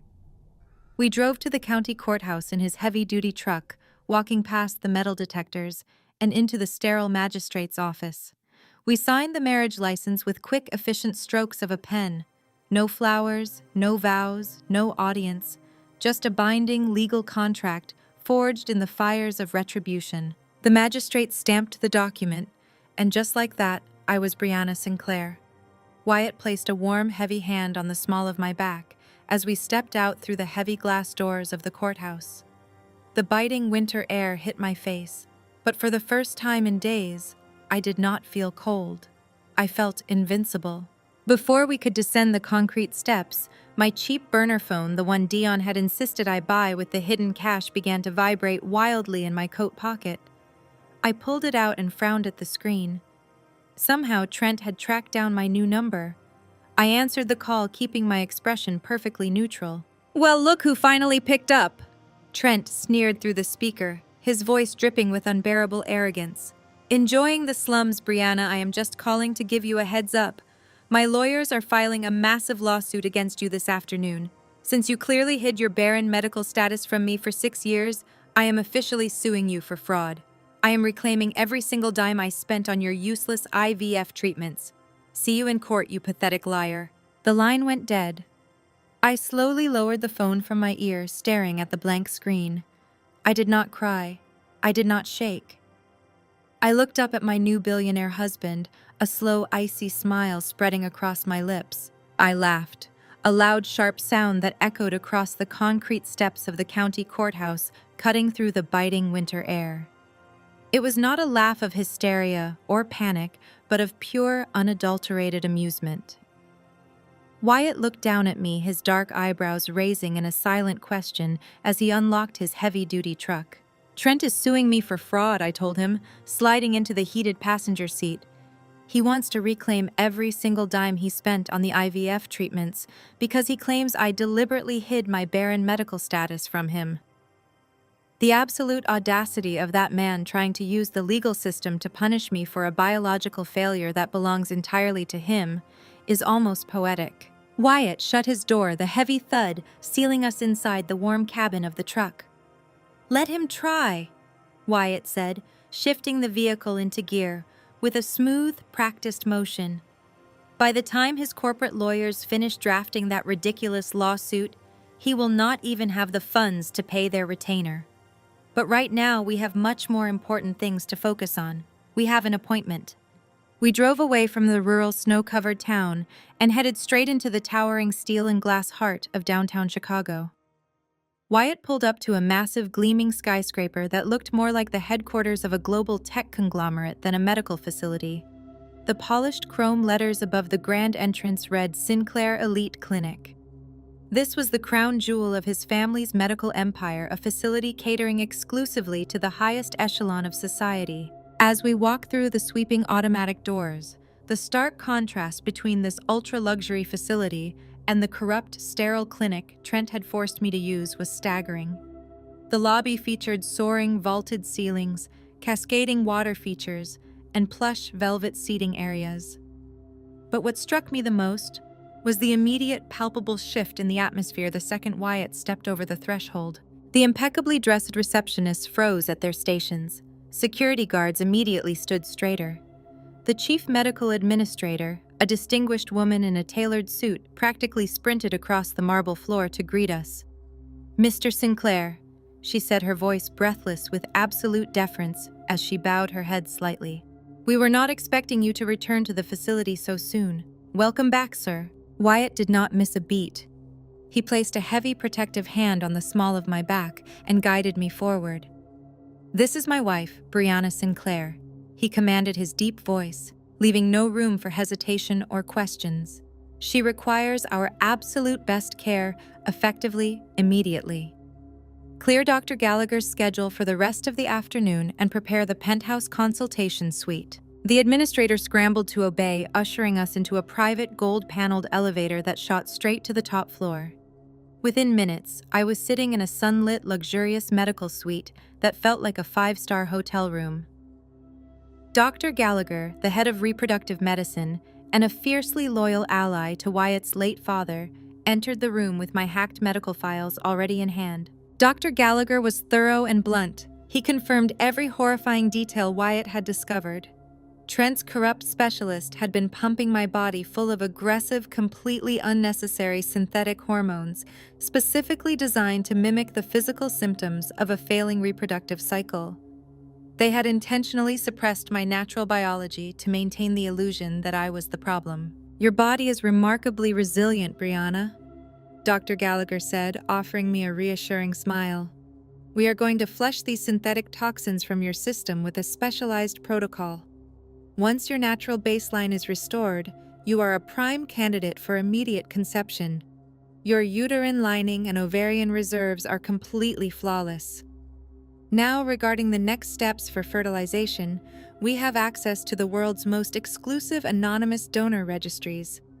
We can begin matching profiles today." I nodded, feeling a wave of overwhelming relief wash over me, but before I could ask to see the donor catalog, Wyatt stepped forward. He placed his large, calloused hand gently over mine, stopping me from reaching for the tablet Dr. Gallagher was holding out. "We do not need a donor catalog," Wyatt said, his piercing eyes locking directly onto mine. "We are fighting this war together, Brianna. We are legally married, and we are going to build an empire that Trent could never even dream of touching. Let me be the donor. Let us do this properly." The room went completely silent. I stared up at this rugged, massive man who had pulled me from the freezing snow just a few days ago. This was no longer just a cold business transaction to secure his corporate voting rights. The raw vulnerability in his expression, the fierce protective warmth in his grip, told me everything I needed to know. He actually wanted to create a life with me. He saw my worth, my strength, and my resilience, and he wanted to merge his legacy with mine. A sudden, intense flutter sparked in my chest, completely unrelated to any medical procedure. It was the undeniable spark of genuine, deep romance. I looked at his strong jawline and the soft, hopeful anticipation in his eyes. "Yes," I whispered, my heart racing with sudden, thrilling joy. "Yes, I want that." The following 2 weeks at the Sinclair Elite Clinic were a revelation. I was treated like absolute royalty. There were no cold bathroom floors, no agonizing self-administered injections, and no cruel comments from a narcissistic husband. Instead, I resided in a plush, VIP recovery lounge. Wyatt was by my side for every single blood draw and every mild, carefully monitored treatment. We spent hours talking in that sunlit suite. He shared his visions for expanding his father's medical empire to provide better care for marginalized communities, and I shared my strategic marketing ideas to help him execute that vision. The transactional nature of our marriage rapidly dissolved into late-night conversations, shared laughter, and stolen passionate kisses that left me breathless. When Wyatt kissed me, it was not the rushed, obligatory contact I had endured with Trent. It was deep, consuming, and filled with a profound respect that made my entire body hum with electricity. I was finally healing, blossoming under the care of a man who actually worshipped the ground I walked on. My hormone levels stabilized beautifully, and the highly anticipated embryo transfer was scheduled and executed flawlessly. For the first time in 6 years, I felt a genuine radiant hope taking root inside my body. I was lounging on the velvet sofa in my private suite, waiting for Wyatt to return from a brief board meeting downstairs. I reached for the cheap burner phone Dion had told me to buy, wanting to check the news. As soon as the screen lit up, a notification banner flashed across the top. I had created a dummy social media account to keep tabs on Trent's public movements, and the algorithm had just pushed a new post to my feed. It was from Lexi's public profile. I tapped the notification, and a brightly filtered photograph filled my screen. Lexi was lying on a medical bed in what looked like a gaudy faux luxury ultrasound clinic. She was holding up a long strip of black and white sonogram pictures, her face painted with a smug, victorious grin. Trent was leaning over her, kissing her cheek, looking every bit the proud, expectant father. I stared at the caption printed in bold letters beneath the photo. "Thanks for making room for a real woman. Boy mom upgraded." I stared at the caption printed in bold letters beneath the photo. "Thanks for making room for a real woman. Boy mom upgraded." A month ago, those cruel words would have completely shattered me. I would have spent hours hyperventilating on a cold bathroom floor, dissecting every perceived flaw in my body, agonizing over why my fierce devotion was never enough to sustain my marriage. But sitting in the sunlit penthouse suite of the Sinclair Elite Clinic, wrapped in luxurious cashmere and carrying a secret that was about to detonate Trent's entire reality, I felt absolutely nothing. I did not shed a single tear. I did not type out an angry defensive response. I simply locked the screen of the cheap burner phone and tossed it face down onto the velvet cushion beside me. Lexi was desperate for a reaction, starved for the superficial validation that comes from kicking a woman while she is down. She could have her heavily filtered, fabricated reality. I was entirely too busy building an empire. The heavy mahogany door to the suite clicked open. Wyatt stepped inside fresh from his aggressive corporate board meeting downstairs. He had shed his suit jacket, his sleeves rolled up to the elbows, revealing the corded muscle of his forearms. He took one look at my face and crossed the room in 3 massive strides, his sharp eyes scanning my expression for any sign of lingering distress. Before he could demand to know what was wrong, the door swung open again. Dr. Gallagher walked in holding a sleek digital medical tablet. His usual clinical composure was entirely replaced by a beaming, uncharacteristically wide smile. He did not bother with formal medical introductions or professional pleasantries. He simply looked at Wyatt, then directly at me, and delivered the greatest news of my entire life. "Your blood serum levels are off the charts in the best possible way, Brianna." Dr. Gallagher announced, his voice ringing with absolute, undeniable triumph. The implantation was a flawless success. "You are pregnant. And based on these preliminary hormone surges, you are not just having one baby. Both embryos took hold perfectly. You are carrying twins." The air left my lungs in a sudden, dizzying rush of pure, paralyzing joy. Twins. After 6 years of being maliciously told my body was a barren wasteland, after 104 agonizing injections that Trent knew were never meant to work, I was going to be a mother to 2 healthy babies. Wyatt did not speak a single word. the rugged, fearsome billionaire who had just spent 2 hours mercilessly tearing apart a boardroom full of corporate sharks, dropped directly to his knees right in front of the sofa. He wrapped his massive arms tightly around my waist and buried his face against my stomach. I felt his broad, powerful shoulders shaking silently as he let out a ragged, overwhelmed breath. I ran my fingers through his dark hair, tears of genuine, unfiltered happiness finally spilling hot and fast down my cheeks. "We did it," I whispered, my voice breaking with overwhelming emotion. "We actually did it." Wyatt tilted his head up, his piercing eyes shining with fierce, unbreakable, protective devotion. "We did," he promised, pressing a firm, lingering kiss to my stomach before standing up to pull me into a crushing embrace. "You are going to be the most incredible mother in the world, and I swear I will burn down anyone who ever tries to make you doubt that again." Our perfect hard-won moment was suddenly shattered by a harsh, buzzing vibration. The cheap burner phone I had tossed onto the sofa was ringing relentlessly against the glass coffee table. The screen displayed an unknown blocked caller ID. My heart skipped a beat, the familiar, suffocating anxiety of my past life trying to claw its way back into my chest. Wyatt released me just enough to let me grab the device. I answered cautiously, putting the call on speaker so my husband could hear. "Brianna, do not hang up. It is Dayon." The deep, urgent voice of my former brother-in-law crackled through the speaker. He sounded incredibly out of breath, the loud, rhythmic pounding of heavy construction equipment echoing in the background.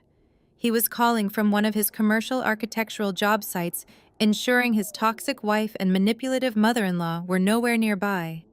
"Dion." "I am here," I said, leaning forward intently. "Are you okay?" "I am fine, but you are in serious danger right now." Dion rushed out, his words sharp and clipped with anxiety. "You need to call the police and lock down your social security number immediately. Trent is completely spiraling out of control. Lexi has been breathing down his neck, threatening to leave him and take the baby unless he proves his devotion by buying her a massive $5 million estate in the northern suburbs. She wants it paid entirely in cash, and she wants the closing finalized by the end of the month." I frowned, exchanging a deeply confused look with Wyatt. Trent makes a substantial income, but he certainly does not have $5 million in liquid cash just sitting around. His legitimate assets are totally frozen in the ongoing divorce proceedings. "That is exactly the problem," Dion said, his voice dropping to a harsh, conspiratorial whisper. "He does not have the money, so he is stealing it. Trent is quietly embezzling capital directly from his own hedge fund. He is illegally siphoning cash out of his most vulnerable client portfolios to cover the mansion purchase. But to move that kind of money without triggering an immediate federal audit, he needed a commercial bridge loan to cover the liquidity gap for 30 days. The corporate banking board demanded a clean credit guarantor. A sickening, horrifying realization began to form in the pit of my stomach. "Dion, what did he do?" "He forged your signature." Brianna, Dion confirmed, his utter disgust radiating clearly through the phone. I overheard Barbara bragging to Kendra in my own kitchen about how brilliant Trent is.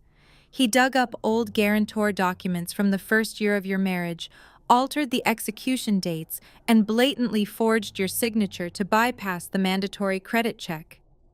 He is intentionally tying his financial crimes directly to your name. If the hedge fund collapses before he can secretly replace the stolen capital, the federal authorities will come looking for you. He is setting you up to take the ultimate fall for his embezzlement. Call a ruthless lawyer and report the identity theft immediately before he signs the final closing documents on Friday." Dayon hung up quickly, leaving the line dead. The silence in the penthouse suite was heavy, thick with the toxic implication of Trent's staggering, desperate criminality. He was not just trying to replace me with a younger woman. He was actively trying to frame me for federal fraud, simply to fund his mistress's lavish, entitled lifestyle. A normal person would have panicked. The old Brianna would have been hyperventilating, calling the local police precinct in a state of absolute mindless terror, desperately trying to freeze her credit and stop the fraudulent transaction. But I was not the old Brianna anymore. I was Brianna Sinclair, and I was holding the hand of a billionaire who practically owned the very ground Trent walked on. I looked up at Wyatt. I did not cry. I did not shake with fear. Instead, a slow, predatory smile spread across my face. Wyatt looked down at me, and his rugged, handsome features mirrored my exact expression. His eyes gleamed with a ruthless, calculated corporate hunger that would have terrified Trent to his very core. "We are not calling the police," I said softly, tossing the burner phone back onto the table. "If we stop him now, he gets away with a minor slap on the wrist." Wyatt pulled his sleek smartphone from his pocket, his thumb already dialing his elite corporate legal team. "You are absolutely right," Wyatt agreed, a dark, lethal chuckle rumbling deep in his chest. "We are going to let him buy that house. We are going to let him sign those forged legal documents and finalize the embezzlement." Wyatt lifted the phone to his ear, his gaze locking onto mine with absolute unwavering solidarity. "Get my lead litigator on the line," he commanded into the receiver, his voice echoing with unchecked authority. "It is time to let Trent dig his own grave." The mandatory asset mediation session was scheduled for a bleak Tuesday morning in a sterile glass-walled conference room downtown. The legal summons had arrived at the cabin 2 weeks prior, a final aggressive attempt by Trent's corporate lawyers to bully me into absolute submission. They wanted me to sign away any remaining lingering claims to his hedge fund portfolio and the luxury estate we had shared. In exchange, they were offering a pathetic, insulting settlement designed to humiliate me. I stood in front of the full-length mirror in Wyatt's bedroom, critically assessing my reflection. At 4 months pregnant with twins, my body had already begun to change significantly. The radiant, undeniable glow of a healthy pregnancy was impossible to miss, and a distinct, beautiful bump was firmly established. If Trent saw me looking this healthy, this vibrant, he would immediately know something was wrong. His entire narrative hinged on me being a broken, barren woman, destroyed by his rejection. Wyatt stepped up behind me, wrapping his arms around my waist and resting his hands gently over my stomach. He kissed the curve of my neck, his dark eyes meeting mine in the mirror.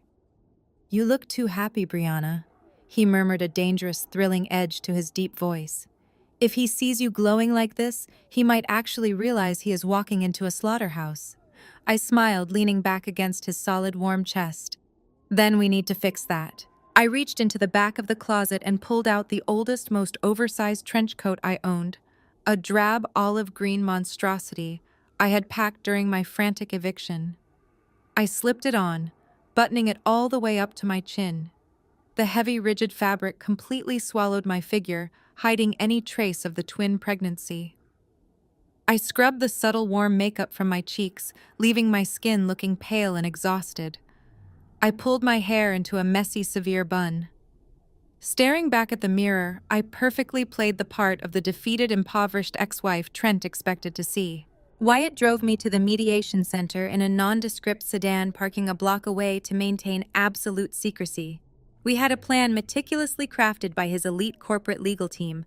I just needed to play my role for 1 more hour. When I pushed open the heavy glass door of the conference room, the toxic, suffocating atmosphere hit me instantly.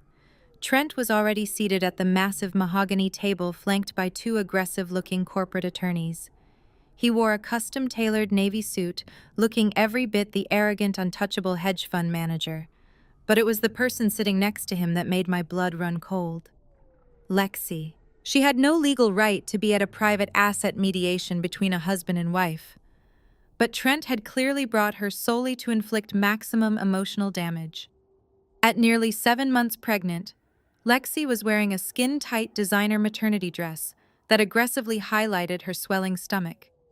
She leaned into Trent, resting her hand possessively over his arm, her lips curved into a smug, victorious smirk as I walked into the room. My court-appointed mediator, a tired-looking older man, gestured for me to sit on the opposite side of the table.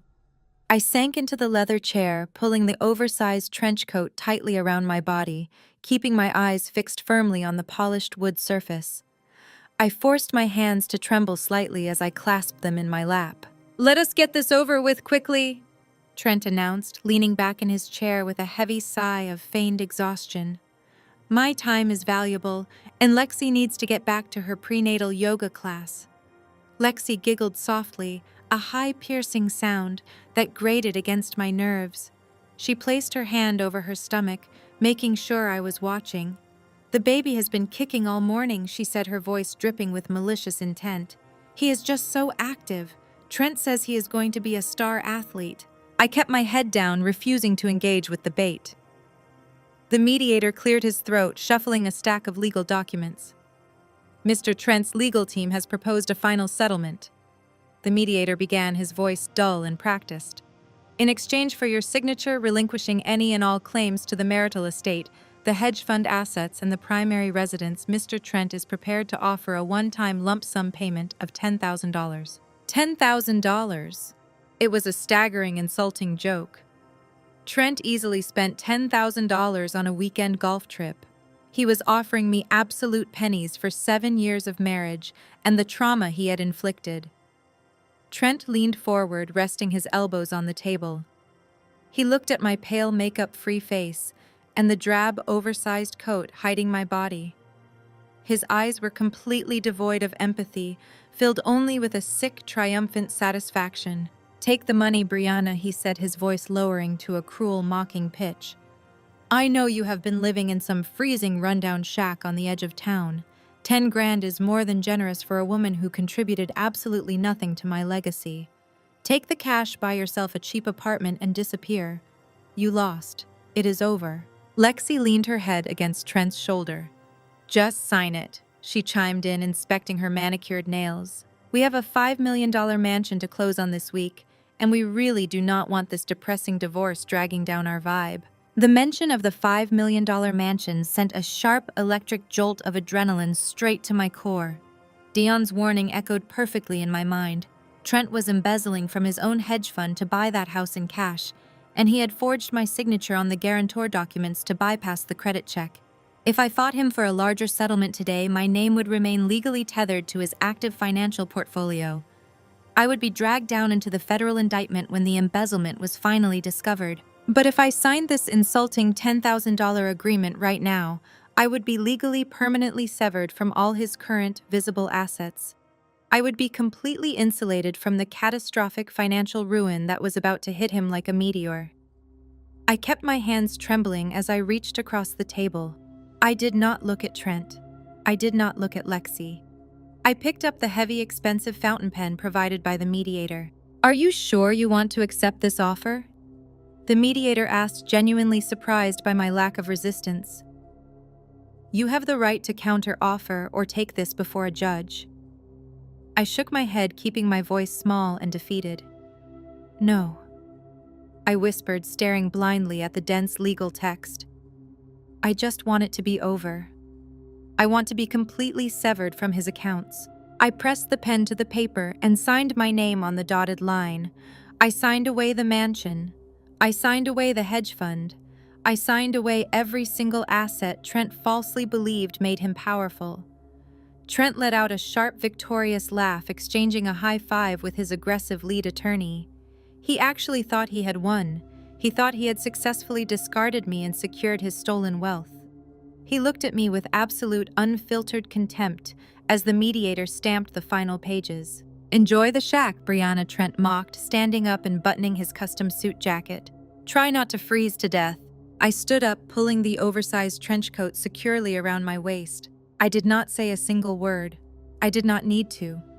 I turned and walked out of the glass-walled conference room, leaving Trent and Lexi to gloat over their hollow victory.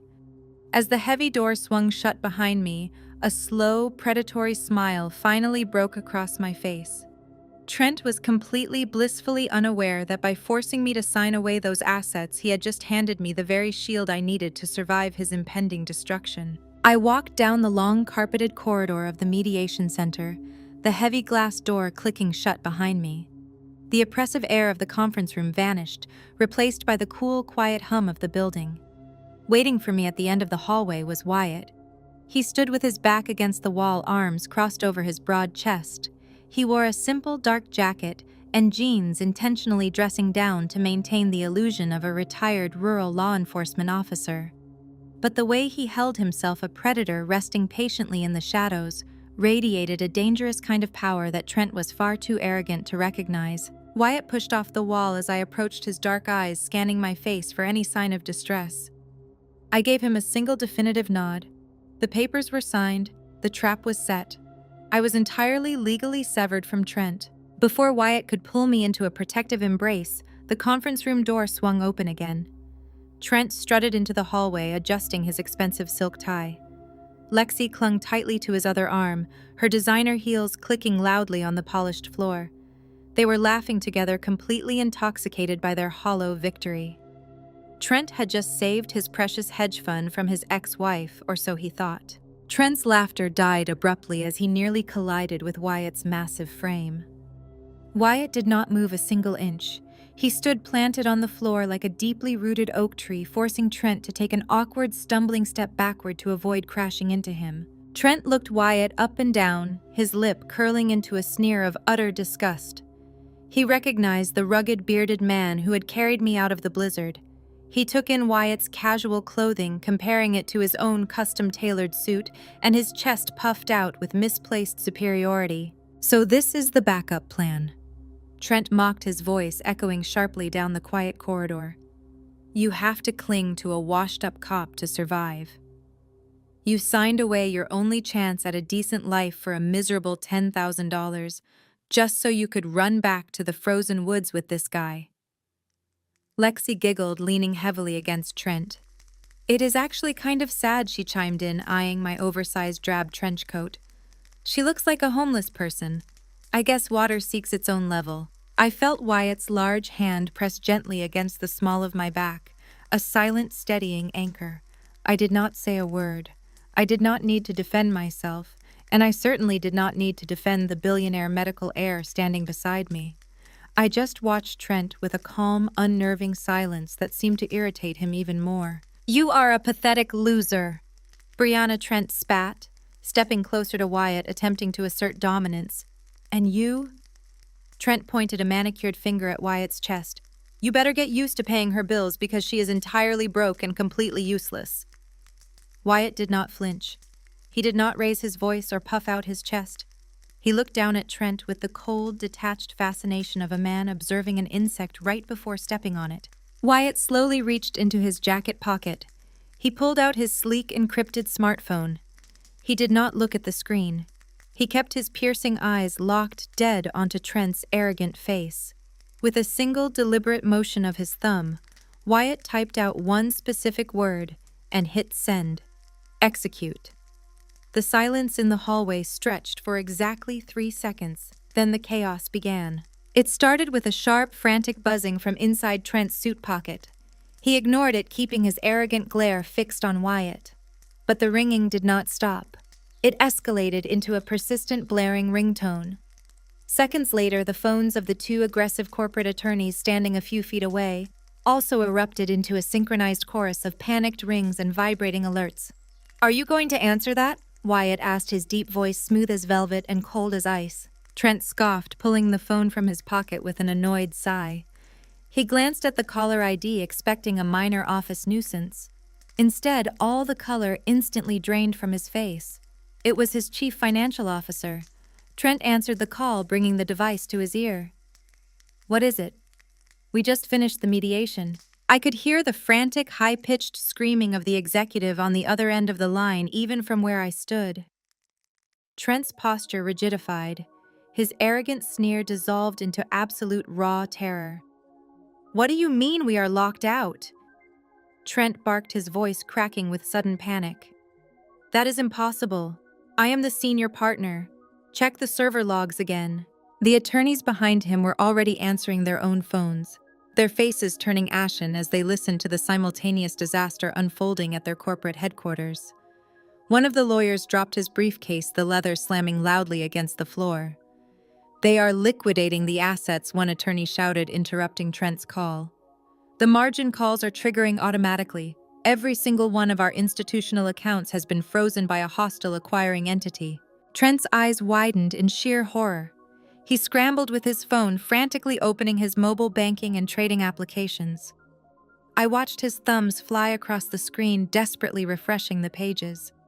I knew exactly what he was seeing. Red errors, locked accounts, zero balances, The exact same terrifying digital execution he had subjected me to on the day he threw me into the blizzard. He had financially erased me without a second thought, and now the universe was delivering the exact same punishment with a devastating multiplier. "Who is doing this?" Trent screamed into his phone, completely abandoning his polished high society facade. "Who has the capital to freeze a multi-billion-dollar fund in 3 minutes?" He listened to the response from his chief financial officer, and his knees visibly buckled. He staggered backward, slamming against the glass wall of the conference room. Lexi tried to grab his arm, asking him what was wrong, but Trent shoved her away, his breathing turning rapid and shallow. "Sinclair." Trent gasped, the word tasting like poison on his tongue. "Sinclair Holdings. They just initiated an aggressive hostile takeover of the entire firm. The board folded immediately. They sold us out. Everything is frozen. I cannot access the capital." Lexi's eyes went wide with confusion and fear. "Trent, the closing on the mansion is on Friday. The $5 million in cash. You need to transfer that today." "I do not have $5 million. Trent roared, his face turning a blotchy, furious red. "I do not have 5 cents. Sinclair Holdings just seized the parent company. I am completely locked out of my own empire." I stood beside Wyatt, feeling the satisfying heavy weight of absolute justice settle over my shoulders. Trent was hyperventilating, staring at his frozen digital portfolio. He had embezzled millions from his clients to buy a mansion for his mistress, banking entirely on the liquidity of his hedge fund to cover his tracks before the federal auditors noticed. Now that liquidity was completely gone, the new acquiring corporation would immediately launch a hostile forensic audit. They would find the missing funds. They would find the forged guarantor signatures. He was trapped. Wyatt slipped his phone back into his jacket pocket. He wrapped a strong protective arm around my waist, gently guiding me down the hallway toward the exit. We did not look back. We just kept walking, leaving Trent drowning in the catastrophic financial ruin he had so arrogantly dug for himself. The fallout from the Sinclair Holdings takeover was instantaneous and absolute.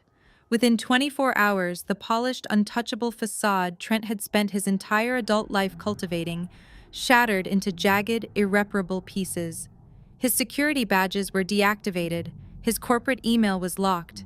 Every single financial avenue he tried to access greeted him with the exact same terrifying red error message he had used to terrorize me. He was completely financially suffocated. But the locked accounts were only the beginning of his nightmare. The ticking time bomb was the $5 million mansion. The closing was scheduled for Friday morning. Lexi, completely oblivious to the radioactive danger Trent was in, was already bragging to her social circle about the luxury estate, booking expensive interior decorators and ordering custom nursery furniture on credit lines she assumed Trent would pay. Trent knew with absolute certainty that if he defaulted on that cash closing, the sellers would sue. Worse, the immediate forensic audit initiated by Sinclair Holdings would uncover the massive crater of embezzled funds he had desperately tried to hide. He needed $5 million in liquid cash, and he needed it immediately, or he was going to federal prison. Desperation drove him to the only place he had left, his mother's sprawling suburban home. That evening, the atmosphere in Barbara's formal dining room was suffocating. I knew the details of this gathering, because Dion recounted every glorious second to me later.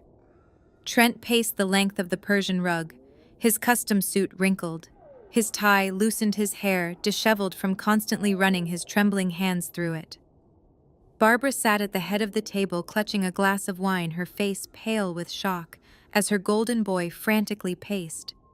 Kendra sat beside her mother, biting her nails.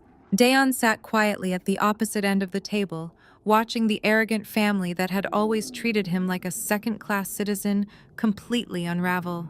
"I need a bridge loan," Trent stammered, his voice cracking with panic. "Sinclair locked my assets during the acquisition transition. It is just a temporary freeze, but the sellers for Lexi's house will not wait. If I do not wire the $5 million by Friday, I lose the deposit. I face a massive breach of contract lawsuit, and the board will flag my accounts." Barbara set her wine glass down with a sharp clink. "I cannot access my trust, Trent. You moved my portfolio into your fund last year to boost your managed assets. My accounts are frozen with yours." Kendra whimpered, looking at her brother with wide, terrified eyes. "What about your friends at the country club? Surely one of the other partners can float you a short-term loan." Trent let out a manic, breathless laugh. "They are not returning my calls, Kendra. The entire financial district knows Sinclair Holdings orchestrated a hostile takeover. I am radioactive. Nobody is going to hand me $5 million in cash on a handshake while my firm is being audited by the most ruthless corporate acquirers in the country." The dining room fell into a heavy, suffocating silence. Trent was cornered, and the reality of his impending destruction was finally settling over the room. Then Barbara slowly turned her predatory gaze down the length of the long mahogany table. Her eyes locked directly onto Dion. "Dion," Barbara commanded, her voice dropping into the familiar, entitled tone she always used when demanding obedience.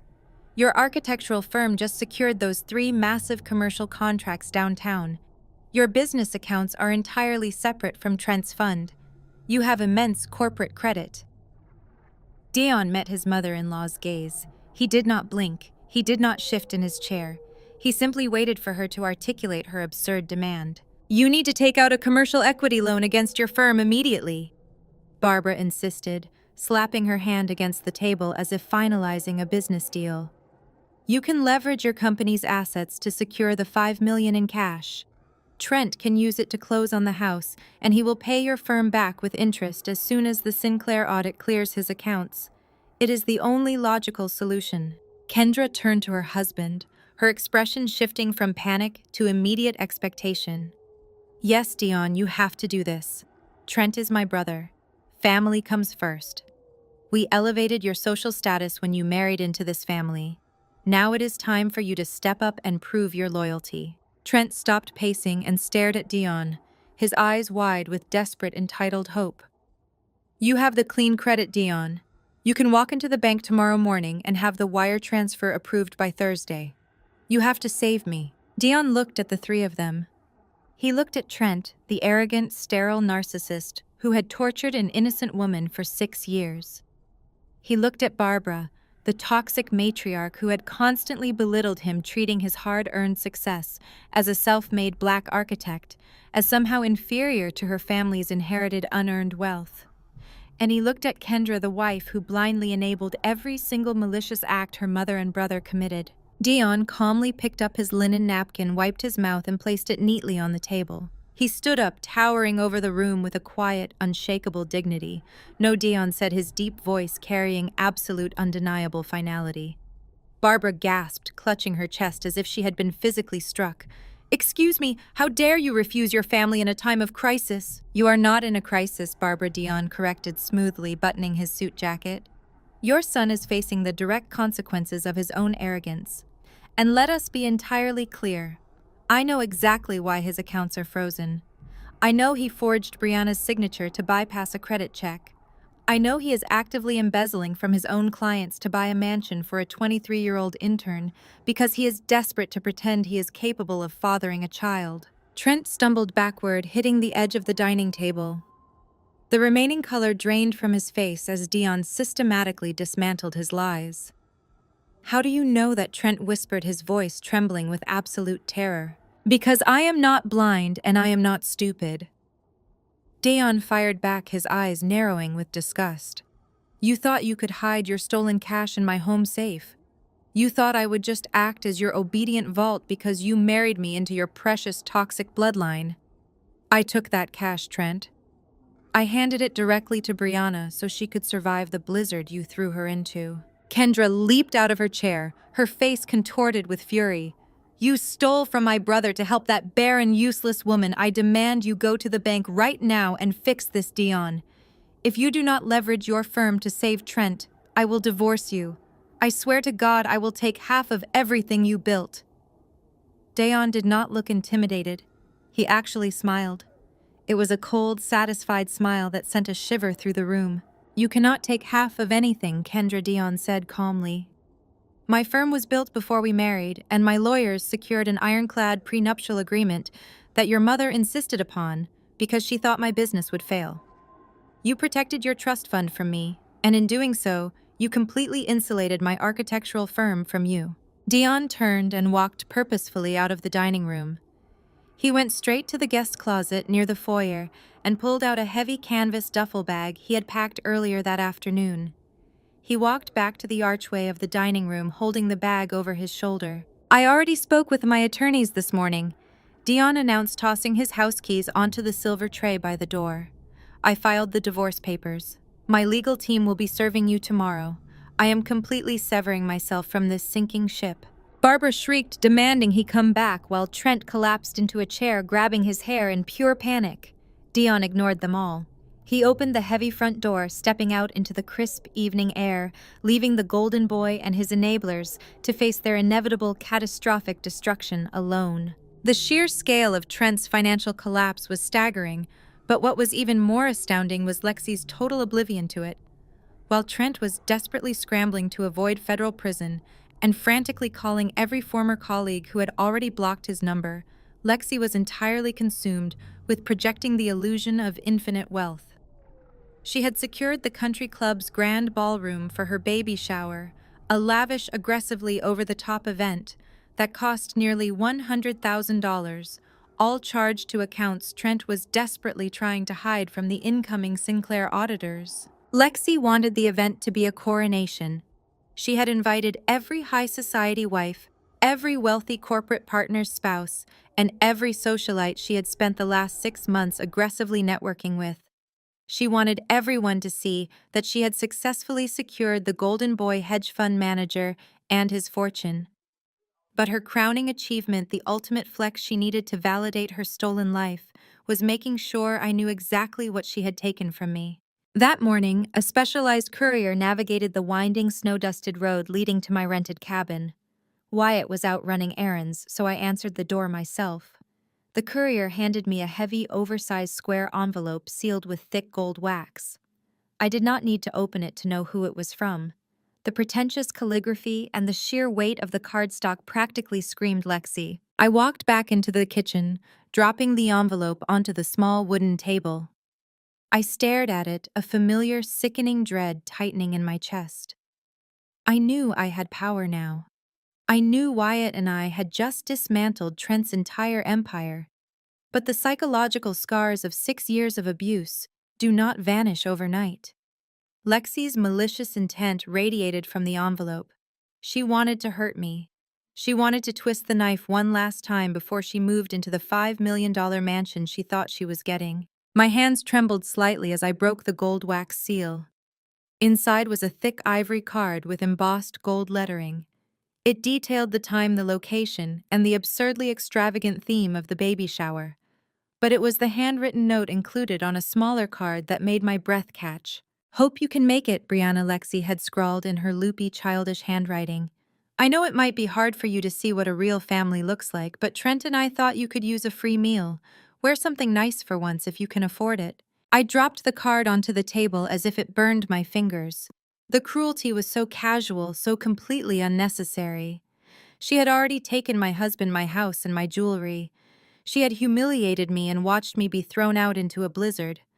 Why did she still need to kick me? I reached for the envelope and the card, intending to throw them directly into the roaring fireplace. I did not need to subject myself to her toxic manufactured reality. I was pregnant with twins. I was married to a billionaire who treated me like a queen. I had won. I did not need to play her twisted games. Just as my hand closed around the thick cardstock, the cabin door swung open. Wyatt stepped inside, stamping the snow off his boots. He took one look at my face and the gold-foiled invitation clutched in my hand, and his relaxed posture instantly shifted into high alert. He crossed the room in 2 massive strides, his sharp eyes darting from the invitation to my pale face. "What is that?" he asked, his voice low and dangerous. "It is an invitation," I said, my voice barely a whisper. "To Lexi's baby shower. She sent it here to gloat." Wyatt gently took the invitation from my hand. He read the embossed details and then the handwritten note. I watched his jaw clench, the muscles ticking rapidly beneath his dark beard. He did not yell. He did not throw the card. He simply placed it back onto the wooden table with a terrifyingly calm precision. I was going to throw it in the fire, I said, wrapping my arms around my waist, suddenly feeling very cold despite the blazing hearth. I do not want to see them. I do not want to give her the satisfaction of knowing she hurt me again. Wyatt looked at me, his dark eyes filled with a fierce, uncompromising fire. He reached out and gently cupped my face in his large, calloused hands. Brianna, he said softly, his voice a deep, resonant rumble that sent a shiver down my spine. You are not going to hide in this cabin. You are not going to let that arrogant child dictate your emotions. You are going to that baby shower. I pulled back slightly, confusion furrowing my brow. Wyatt, why would I do that? Why would I walk into a room full of people who watched Trent destroy me and did absolutely nothing? Because they need to see exactly who they are dealing with, Wyatt replied, his eyes gleaming with a ruthless, calculated intent. They think they broke you. They think they won. It is time we showed them just how wrong they are. He turned and walked toward the bedroom. I stood in the kitchen, completely bewildered, watching as he emerged a moment later, carrying a large, heavy garment bag. The bag was black, branded with the logo of one of the most exclusive high-end fashion houses in Paris. He carried it with a strange reverence, bringing it into the living room and laying it carefully across the leather sofa. I had this commission the day after Dr. Gallagher confirmed the twins, Wyatt explained, his voice softening as he unzipped the bag. I knew this day would come. I knew Trent and his toxic family would try to humiliate you one last time before the hammer finally fell. I wanted to make sure you were armed and ready. He pulled the zipper down the entire length of the bag and carefully lifted out the contents. I gasped, my hands flying to my mouth. It was a gown, but calling it a gown felt like a massive understatement. It was a breathtaking custom-made masterpiece of deep midnight blue silk. The fabric caught the light from the fire, shimmering like a starlit sky. The design was incredibly sophisticated, tailored to perfection to highlight, not hide, the beautiful, undeniable swell of a 6-month twin pregnancy. The neckline was elegant, the silhouette powerful, and the sheer quality of the craftsmanship screamed unimaginable, untouchable wealth. It is beautiful, I whispered, reaching out to touch the soft, cool silk. Wyatt, I cannot wear this. I will look ridiculous showing up to a baby shower in a couture gown. You are not just showing up to a baby shower, Brianna, Wyatt said, his voice dropping to a low, commanding register. You are arriving as my wife. You are arriving as the mother of the Sinclair heirs. You are arriving to claim exactly what is yours. He reached into his pocket and pulled out a small velvet box. He flipped it open, revealing a stunning multi-carat diamond necklace that perfectly matched the midnight blue of the gown. The diamonds glittered fiercely, a silent testament to the vast, powerful empire he commanded. Put it on, Wyatt said, his eyes locking onto mine with an intensity that made my heart race. Put the gown on, Brianna. It is time to give them our first wedding gift. The heavy silence in the ballroom was absolute. It was the kind of deafening quiet that only occurs when a room full of high society elites witnesses a carefully constructed hierarchy shatter into pieces. The wives of Chicago's financial titans, women who had spent the last hour gossiping about my downfall, were now staring with undisguised awe at the midnight blue silk draping perfectly over my undeniable twin pregnancy bump. The diamonds at my throat caught the light of the crystal chandeliers, casting brilliant, blinding reflections across the marble floor. Lexi looked like she had seen a ghost. Her mouth opened and closed, but no sound came out. The smug, victorious smirk had been completely wiped from her face, replaced by a pale, trembling panic. She stared at my stomach, her eyes wide with a frantic, desperate confusion. I was the barren ex-wife. I was the broken woman she had replaced. I was supposed to be hiding in a freezing shack crying over the life she had stolen. Instead, I stood before her looking like absolute royalty, radiating health and wealth that completely eclipsed her tacky manufactured winter wonderland. "What is going on over here?" A sharp, irritated voice barked from the back of the crowd. The circle of guests parted hastily as Trent pushed his way to the front. He looked haggard, the stress of his frozen assets and impending federal audit clearly taking a physical toll. His custom suit hung slightly loose and his tie was askew. He marched toward Lexi, intending to scold her for whatever scene she was causing, but then his eyes landed on me. Trent stopped dead in his tracks. The color drained from his face so fast he looked physically ill. His gaze darted from the priceless diamonds around my neck down to the prominent swelling curve of my stomach. For a fraction of a second, I saw raw, unfiltered terror in his eyes. He knew his medical secret.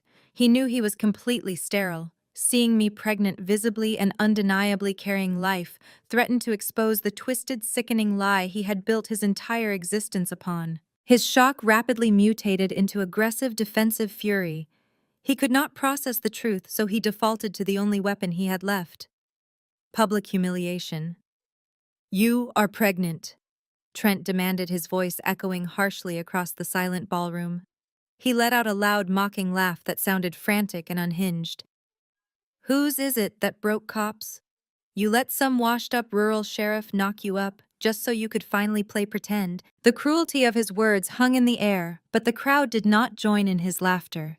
The high society guests were entirely silent, their eyes darting between Trent's erratic behavior and my unshakable, serene composure. "You actually brought a bastard child to my baby shower," Trent sneered, taking a menacing step toward me. "You put on a fake dress and some cheap cubic zirconia to crash a private event and beg for attention. You are absolutely pathetic, Brianna. Security is going to drag you out of here by your hair." I did not flinch. I did not take a single step backward. I looked at Trent with a calm, detached pity that only fueled his irrational rage. I let him yell. I let him expose his fragile, desperate ego to every wealthy corporate partner in the room. He was a cornered animal, frantically biting at the air, completely unaware that the trap had already snapped shut around him. "I think the only person making a scene here is you, Trent," I said smoothly, my voice carrying clearly over the soft classical music still playing in the background. Before Trent could unleash another venomous insult, a sudden loud commotion erupted at the grand entrance of the ballroom. The massive towering oak doors did not just open. They were pushed wide by two broad-shouldered men wearing crisp black suits and earpieces. The string quartet abruptly stopped playing. Every single head in the room snapped toward the entrance. Wyatt strode into this banquet hall. He was no longer the rugged flannel-wearing man from the snowy cabin. He wore a masterfully tailored jet-black Tom Ford suit that stretched perfectly across his massive, intimidating frame. His dark beard was sharply trimmed, and his eyes swept the room with the cold, absolute authority of a king surveying his domain. He did not look like a former cop. He looked like a man who could buy and sell everyone in the building with a single phone call. He was not alone. Flanking him was an elite, highly coordinated security detail.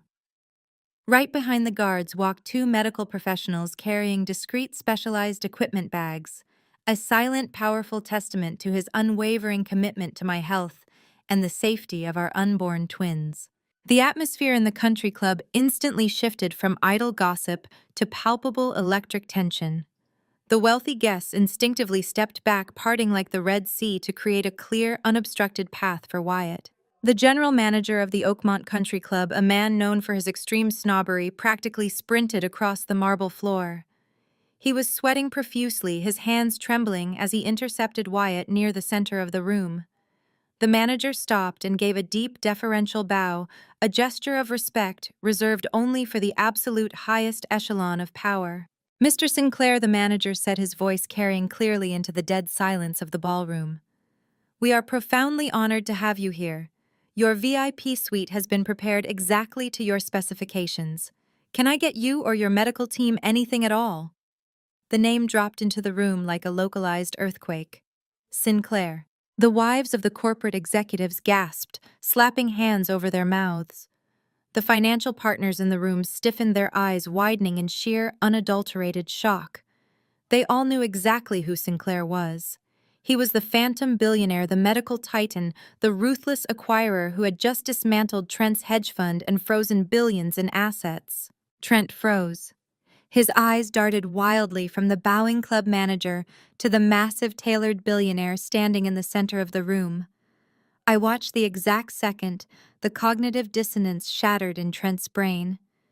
He looked at Wyatt's face, recognizing the rugged features of the man he had mocked in the mediation hallway just days ago. The washed-up broke cop was the billionaire who owned Sinclair Holdings. Wyatt ignored the trembling club manager. His dark, piercing eyes locked directly onto Trent. He moved forward with slow, deliberate, lethal strides until he was standing right beside me. He did not yell. He did not raise his voice. He did not need to. Wyatt wrapped his large, warm arms securely around my waist, pulling me gently against his side.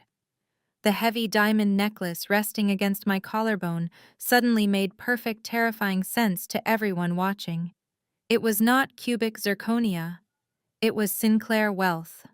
"Step away from my wife." "Trent," Wyatt commanded, his deep baritone rumbling with a chilling, absolute finality. Trent's jaw dropped completely open. He staggered backward, his expensive shoes slipping slightly on the polished marble. He looked at my beautiful silk gown, the blinding diamonds, and the protective, possessive grip the billionaire had on my waist. He realized in that agonizing, crushing moment that the woman he had thrown out into the blizzard had not just survived. She had married the apex predator who now held his entire financial existence, his freedom, and his future in the palm of his hand. The agonizing, crushing moment hung in the grand ballroom like a guillotine waiting to drop.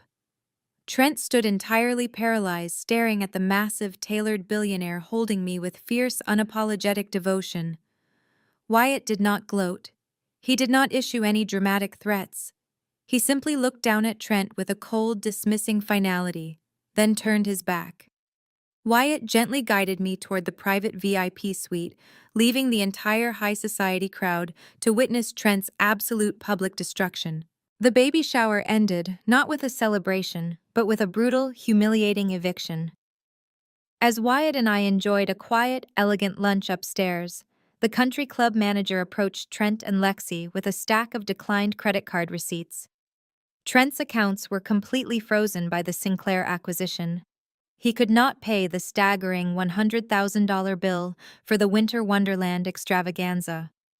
The whispers of the wealthy corporate wives turned into outright mocking laughter as security escorted a screaming, humiliated Lexi and an ashen-faced Trent out the back service doors of the country club. But for Trent, the nightmare was only just beginning. By Monday morning, the luxurious glass-walled headquarters of his former hedge fund had been completely overtaken by Sinclair Holdings. Trent sat locked inside his corner office, the blinds drawn tightly shut. His custom suit was wrinkled, his tie discarded on the floor, and his hands shook violently as he poured himself a third glass of scotch before noon. The polished corridors outside his door were swarming with ruthless forensic auditors. Men and women in sharp suits carrying encrypted tablets were systematically tearing apart every single ledger, portfolio, and hidden account Trent had managed for the last decade. His paranoia was suffocating. Every time a shadow passed by the frosted glass of his office door, his heart hammered fiercely against his ribs. The $5 million mansion he was supposed to close on for Lexi was a ticking time bomb. He had brazenly embezzled that capital directly from his most vulnerable clients, forging my signature to bypass the bridge loan credit check. It was a sloppy, desperate crime committed by a man who believed he was utterly invincible. Now surrounded by Sinclair's elite financial predators, Trent knew it was only a matter of hours before they unearthed the missing millions. Federal prison was no longer a distant, vague threat. It was a rapidly approaching reality. Trent paced the length of his office, his mind racing for a way out, a scapegoat, a loophole, anything to save his fragile, pathetic ego. He pulled out his phone, contemplating calling Lexi to formulate a backup plan, when 3 sharp, authoritative knocks echoed against his locked oak door. Trent flinched, splashing scotch onto his expensive rug. He backed away from the door, his breathing turning rapid and shallow. The auditors had found it. They had found the forged documents. He slowly unlocked the door, his hand trembling on the brass handle. But it was not a forensic auditor standing in the hallway. It was a private high-level courier wearing a completely unmarked uniform. The courier held a heavy sealed black envelope. Personal delivery for Trent. The courier stated, his voice flat and robotic. Highly confidential. Trent snatched the black envelope, slamming and locking the door immediately. He stumbled back to his desk, his paranoid mind spinning wildly. He tore open the thick seal, expecting to find a federal subpoena, an indictment notice, or perhaps a termination letter drafted by Wyatt's legal team. Instead, a single crisp white card fluttered out onto his mahogany desk, followed by a thick stack of medical files printed on heavy premium paper. Trent picked up the card. The handwriting was sharp, precise, and entirely familiar. It was from Dion. You thought you could build your pathetic legacy on a foundation of lies and abuse. Dion had written, the ink pressing deeply into the cardstock. You thought you could treat people like disposable trash to protect your fragile pride. Enjoy the absolute truth. You earned every second of this. Trent threw the card aside, his hands sweating as he reached for the medical files. The glossy logo at the top of the first page made his blood run cold. It was the official crest of the Sinclair Elite Clinic. It was the exact ultra-exclusive facility where Lexi had been flaunting her VIP prenatal care, bragging about the luxurious ultrasound suites and the private concierges. Trent frantically flipped through the pages, assuming Dion had somehow illegally obtained Lexi's prenatal records. He thought maybe Dion was trying to blackmail him over the health of the baby. His eyes darted across the dense medical jargon, scanning for Lexi's name, looking for any anomaly in the pregnancy. But Lexi's name was not on the files. Trent stopped on the third page, his eyes locked onto the patient identification block printed clearly at the top right corner. The name typed in bold, undeniable letters was his own. These were not prenatal records. These were the original, unredacted, highly classified urology and fertility reports from the corrupt specialist Trent had bribed 6 years ago. Dion had managed to secure the raw, unaltered data that Trent had paid hundreds of thousands of dollars to bury forever. Trent's hands shook so violently, the papers rattled against the desk. He scanned down to the diagnostic summary, a section highlighted in a bright neon yellow marker that seemed to burn directly into his retinas. He read the clinical assessment detailing a severe surgical complication from a procedure he had undergone at the age of 20. He read the analysis of the irreversible internal scarring. Then he reached the final, irrefutable medical conclusion printed at the bottom of the page. Patient name Trent. Diagnostic status 100% sterile. Probability of natural conception 0. The air vanished from the room. The ambient hum of the city traffic outside his window faded into a deafening, ringing silence. Trent dropped the file onto the desk, his legs giving out completely as he collapsed into his leather executive chair. 100% sterile. The words echoed in his mind, shattering the last remaining pillars of his manufactured reality. For 6 years he had known he was the problem. He had subjected me to endless physical and mental torture, simply to hide this exact diagnosis from his elitist mother and his corporate rivals. He had built a massive, impenetrable wall of lies to protect his ego. But his arrogant, narcissistic brain had been so desperate to maintain that perfect facade that when a 23-year-old intern claimed she was carrying his child, he blindly, eagerly accepted it as truth. He wanted to be a father, a virile patriarch so badly that he completely ignored his own biological reality. Trent stared at the highlighted text, a suffocating, paralyzing horror wrapping tightly around his throat. He had thrown away his devoted wife. He had embezzled $5 million from his own clients. He was currently facing decades in federal prison for massive corporate fraud. And he had destroyed his entire life to buy a mansion for a woman carrying a baby that was biologically, undeniably, completely impossible to be his. The revelation snapped the final remaining threads of Trent's sanity. He let out a guttural, animalistic roar that echoed off the glass walls of his locked office. He grabbed the scattered medical documents from his desk with shaking, clammy hands and shoved them roughly back into the black envelope. He did not care about the forensic auditors swarming the corridors outside his door anymore. He did not care about the hostile takeover, the frozen hedge fund accounts, or the impending federal indictment. A blinding, deafening rage had completely consumed his mind. His entire existence had been reduced to a single violent objective. He needed to confront the woman who had played him for an absolute fool. Trent unlocked his office door and bolted down the hallway. The sharp-suited financial investigators from Sinclair Holdings yelled after him, demanding he remain on the premises for questioning, but Trent ignored them entirely. He shoved past a junior analyst sprinting toward the private executive elevator. He jammed his thumb against the button, his breath tearing through his lungs in ragged, uneven gasps. When the elevator doors opened, he stepped inside and slammed his fist against the button for the parking garage. The drive to the northern suburbs was a dangerous, reckless blur.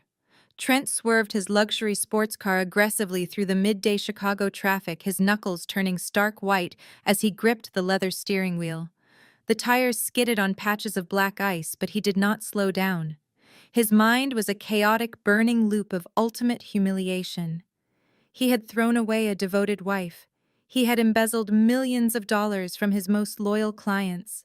He had forged federal financial documents and destroyed his entire professional legacy.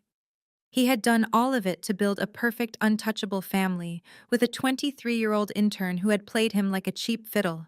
Trent violently turned the steering wheel, his car fishtailing as he pulled into the massive wrought iron gates of the newly purchased $5 million estate. The sprawling modern mansion sat on 3 acres of pristine, snow-covered land. It was a monument to his stolen wealth, a physical manifestation of the catastrophic crimes he had committed. He parked the car haphazardly on the heated cobblestone driveway, leaving the engine running and the driver's side door wide open. He stormed up the grand entryway steps and threw open the massive double doors. He did not bother wiping the slush from his expensive leather shoes, leaving a trail of dirty water across the gleaming marble foyer. He marched through the opulent, cavernous house, his furious gaze searching every room. He found Lexi in the custom-built, climate-controlled indoor pool pavilion at the back of the massive estate. The room was aggressively heated, filled with the scent of chlorine and expensive tropical plants. Lexi was lounging comfortably on a plush white chaise lounge near the edge of the turquoise water. She wore a designer silk robe that draped loosely over her swelling stomach. She was sipping a vibrant pink mocktail from a crystal glass, scrolling idly through her phone with a look of absolute pampered boredom on her face. Trent did not hesitate. He stormed across the heated tile floor, the sheer violence of his approach causing Lexi to finally look up from her phone. She let out a sharp, annoyed sigh, completely oblivious to the radioactive danger radiating from his rigid posture. "Trent, what is your problem?" Lexi complained, sitting up slightly and adjusting the lapels of her silk robe. "You are tracking filthy snow all over the imported tile. I just had the cleaning staff polish this floor." Trent reached the chaise lounge and hurled the heavy black envelope directly at her chest. The thick cardstock slapped sharply against her collarbones, scattering the highly classified medical files across the white cushions and onto the wet floor tiles. Lexi let out a high-pitched shriek, dropping her crystal glass. It shattered against the ground, sending the pink mocktail bleeding across the pristine tiles. "Have you lost your mind?" Lexi yelled, her face flushing with indignation. "What is wrong with you?" "Read it!" Trent roared, his voice cracking with a terrifying, unhinged fury. His chest heaved violently as he pointed a shaking finger at the scattered papers. "Read the highlighted section at the bottom of the page, Lexi. Read the medical diagnosis from the exact same elite clinic where you have been bragging about getting your VIP prenatal care." Lexi scowled, brushing the spilled liquid off her robe. She reached down and picked up the paper, her eyes skimming the dense medical jargon. Trent watched her carefully, waiting for the confusion, waiting for the denial, waiting for the frantic tears. But none of that happened. As Lexi read the highlighted text confirming his absolute 100% sterility, the transformation was instantaneous and chilling. The giggling, naive, impressionable intern persona completely vanished. Her posture relaxed. The manufactured panic drained entirely from her face. She dropped the medical file onto the floor and looked up at Trent. Her eyes were completely dead, devoid of any warmth or affection. A slow, cold, deeply calculated smirk spread across her perfectly glossed lips. "Well," Lexi said, her voice dropping the high-pitched, bubbly tone she had always used with him, "I guess the secret is officially out." Trent staggered backward as if he had been physically struck. He stared at her in sheer, unadulterated horror. "You knew," he choked out, his hands trembling violently. "You knew the baby was not mine." Who is the father, Lexi? Whose child did I just destroy my entire life to pay for? Lexi examined her freshly manicured nails with a bored, dismissing expression. If you absolutely must know, the baby belongs to my personal trainer, she admitted casually, not showing a single ounce of remorse. He is young, he is incredibly fit, and he is actually capable of giving a woman what she needs. But unfortunately, personal trainers do not make seven figures. They do not manage hedge funds, and they certainly cannot afford to buy me a $5 million mansion in the northern suburbs. You manipulated me! Trent screamed, the veins in his neck bulging as his rage reached an agonizing boiling point. You manipulated yourself! Trent. Lexi fired back, standing up from the chaise lounge and crossing her arms over her chest. Do not stand there and act like a victim. You were the easiest mark in the entire financial district. Your ego was so incredibly fragile, so desperate for validation, that you never once questioned my sudden miracle pregnancy. You just wanted a trophy to parade around your country club. You wanted to prove you were a real man to your toxic mother. I just told you exactly what you wanted to hear so I could secure the bag. You handed me your wallet on a silver platter because you are an arrogant, gullible fool. The sheer venomous truth in her words shattered Trent completely. The realization that he had sacrificed his devoted wife and his entire corporate empire for a woman who viewed him as nothing more than an ATM was a fatal blow to his sanity. Get out! Trent roared, stepping toward her with his fists clenched tightly at his sides. I want you out of my house this exact second. Go pack your bags, you parasitic fraud. You are getting nothing from me. I am canceling the credit cards, I am shutting off the power, and I am throwing you out onto the street. Get out of my house. Lexi did not flinch. She did not run away. Instead, she threw her head back and let out a loud, mocking laugh that echoed sharply against the glass walls of the pool pavilion. She walked confidently over to her oversized designer purse resting on a nearby table. She reached inside and pulled out a thick legal folder bound with a blue ribbon. Your house, Lexi asked, her voice dripping with venomous amusement. I think you need to check your own brilliant illegal paperwork, Trent. She tossed the folder onto the chaise lounge. Trent stared at it, a cold, suffocating dread crawling up his spine. He knew exactly what was in that folder. Lexi took a step closer, her eyes gleaming with absolute victorious malice. You embezzled $5 million from your clients to buy this estate, she reminded him, her voice a cruel, taunting whisper. But you were terrified that Brianna's aggressive corporate lawyers would find the asset during the divorce mediation. You could not risk putting your name on the deed. You could not risk tying the property to your trust fund. So you legally, irrevocably transferred the embezzled funds directly into my private offshore accounts. You put my name and only my name on the deed to this estate. Trent could not breathe. The walls of the luxurious pool pavilion felt like they were collapsing inward, crushing him beneath the weight of his own catastrophic arrogance. This is not your house, Trent. Lexi stated with cold, unyielding finality. I own the deed. I control the remaining cash.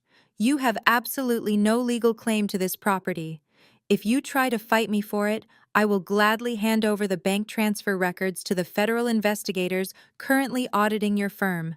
Now turn around, walk out my front door, and never step foot on my property again. If you are not gone in exactly 2 minutes, I am calling the police and having you arrested for trespassing. Trent stood completely paralyzed, his entire world incinerated into ash. He had mocked Brianna for signing away her assets. He had laughed at her while standing in the mediation hallway. Now the bitter, agonizing truth finally hit him. He had legally handed a $5 million stolen estate to a ruthless opportunist, leaving himself entirely homeless, penniless, and waiting for the federal authorities to arrive. Lexi turned her back on him, picking up her shattered crystal glass from the wet tiles, dismissing him completely from her stolen, luxurious life. Lexi turned her back on him, picking up her shattered crystal glass from the wet tiles, dismissing him completely from her stolen, luxurious life. Trent stumbled backward out of the stifling pool pavilion, his chest heaving, as if he had forgotten how to breathe. He navigated the sprawling, empty corridors of the $5 million mansion he had illegally purchased, the sheer weight of his catastrophic failure crushing him into the imported hardwood floors. When he pushed through the heavy front doors and stepped back out into the freezing Chicago air, the reality of his total annihilation finally settled into his bones. He had no money, no wife, no mistress, no child, and no empire. He climbed into his sports car, gripping the steering wheel with trembling, bloodless hands, knowing that even the vehicle he was driving would soon be seized by federal authorities. Over the next 3 weeks, Trent descended into a suffocating, inescapable hell. The forensic auditors from Sinclair Holdings systematically dismantled every single lie he had ever told. The federal authorities officially moved in, freezing his passports and preparing a massive, inescapable indictment for corporate embezzlement, wire fraud, and grand larceny. Trent was forced to abandon his luxury downtown penthouse and crawl back to his mother's suburban home, a house that was already steeped in its own toxic misery. Dion had followed through on his promise, serving Kendra with ruthless divorce papers and legally protecting his own architectural firm, leaving Barbara and Kendra completely financially stranded as Trent's accounts remained locked in federal purgatory. Trent spent his days pacing Barbara's living room, drinking cheap liquor, and watching his legacy evaporate on the financial news networks. He was looking at a minimum of 20 years in a federal penitentiary. His former country club friends treated him like a highly contagious disease. His high-priced defense attorneys demanded a massive cash retainer he could no longer afford.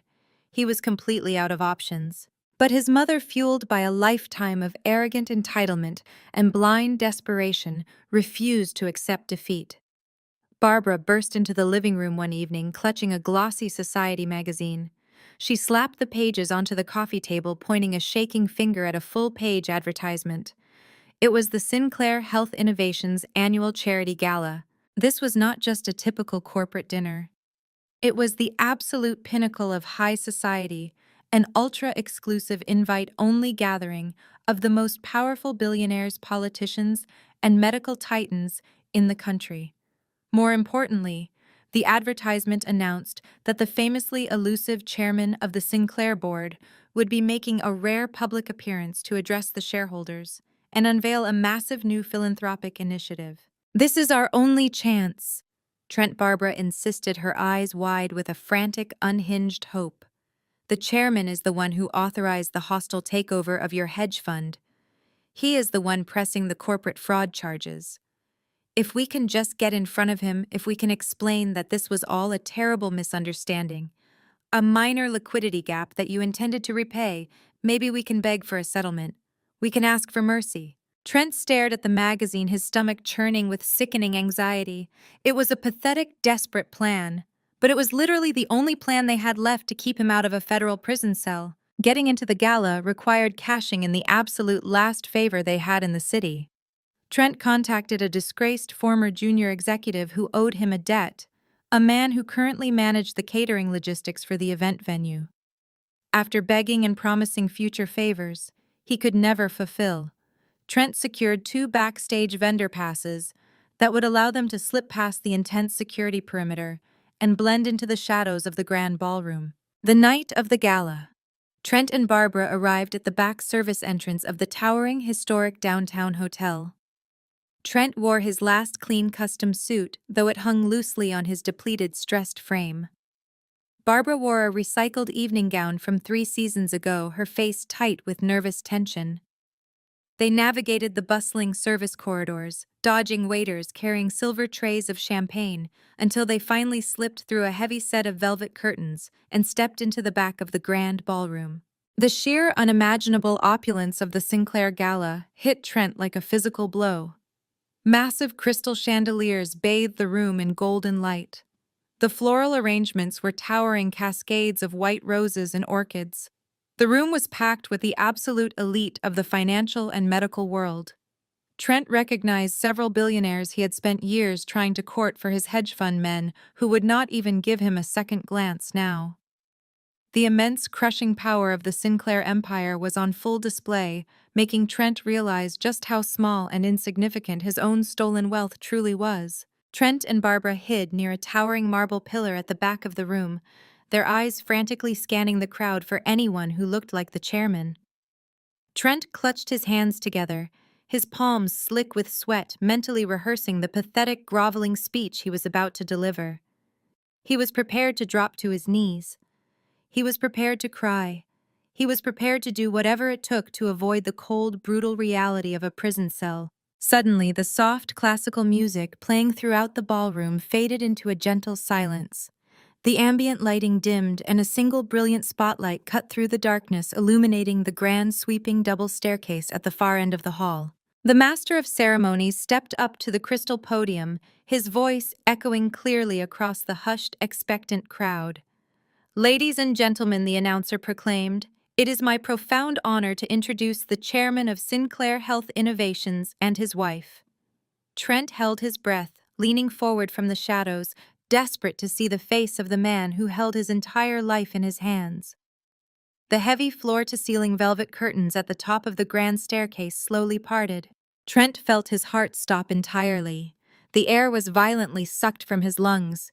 His knees locked, refusing to support his weight. Stepping out from behind the curtains, bathed in the blinding spotlight, was the rugged, bearded man from the frozen cabin. Wyatt. He was not wearing a flannel shirt or snow boots. He was dressed in a razor-sharp, bespoke black tuxedo that radiated absolute terrifying authority. He moved with the effortless, lethal grace of a king claiming his throne. But it was not Wyatt's presence that shattered Trent's mind into a million irreparable pieces. It was the woman holding his arm. Brianna stepped forward, pausing at the top of the marble staircase. She was wearing a breathtaking custom-made gown that sparkled like crushed diamonds, falling perfectly over the beautiful, pronounced curve of her 8-month twin pregnancy. Her skin glowed with undeniable, radiant health. The Sinclair family diamonds rested heavily against her collarbone, and her posture screamed absolute, untouchable power. Trent stood frozen behind the marble pillar, his mouth hanging open in sheer, suffocating horror. The broke cop he had mocked in the mediation hallway was the billionaire chairman who had decimated his company. And the barren, useless woman he had thrown out into a blizzard was now the most powerful woman in the room, carrying the Sinclair heirs. Brianna did not look at the crowd of cheering billionaires. Her piercing, icy gaze swept over the heads of the attendees and locked directly onto Trent hiding in the shadows. She looked down at him from the top of the grand staircase, her expression completely devoid of mercy, staring at the shattered, desperate man, like he was nothing more than an insignificant insect waiting to be crushed. If you enjoy stories of profound resilience and perfect justice, what other themes of betrayal and triumph would you like to explore next? The applause in the ballroom swelled into a deafening roar as Wyatt gently guided me down the sweeping marble staircase. With every step we took, the reality of my absolute triumph cemented itself in the room. I was no longer the discarded wife shivering in a blizzard. I was the matriarch of the Sinclair Empire. Down in the shadows, Trent completely lost his grip on sanity. The polished, arrogant hedge fund manager who had commanded boardrooms and belittled my existence was entirely gone. In his place was a terrified, cornered animal facing the jaws of a trap he had set himself. As Wyatt and I reached the bottom step, Trent broke away from the marble pillar. He shoved past a group of startled tech billionaires, stumbling blindly into the harsh glow of the spotlight. Security guards immediately lunged forward, their hands reaching inside their tailored jackets, but Wyatt raised a single commanding finger.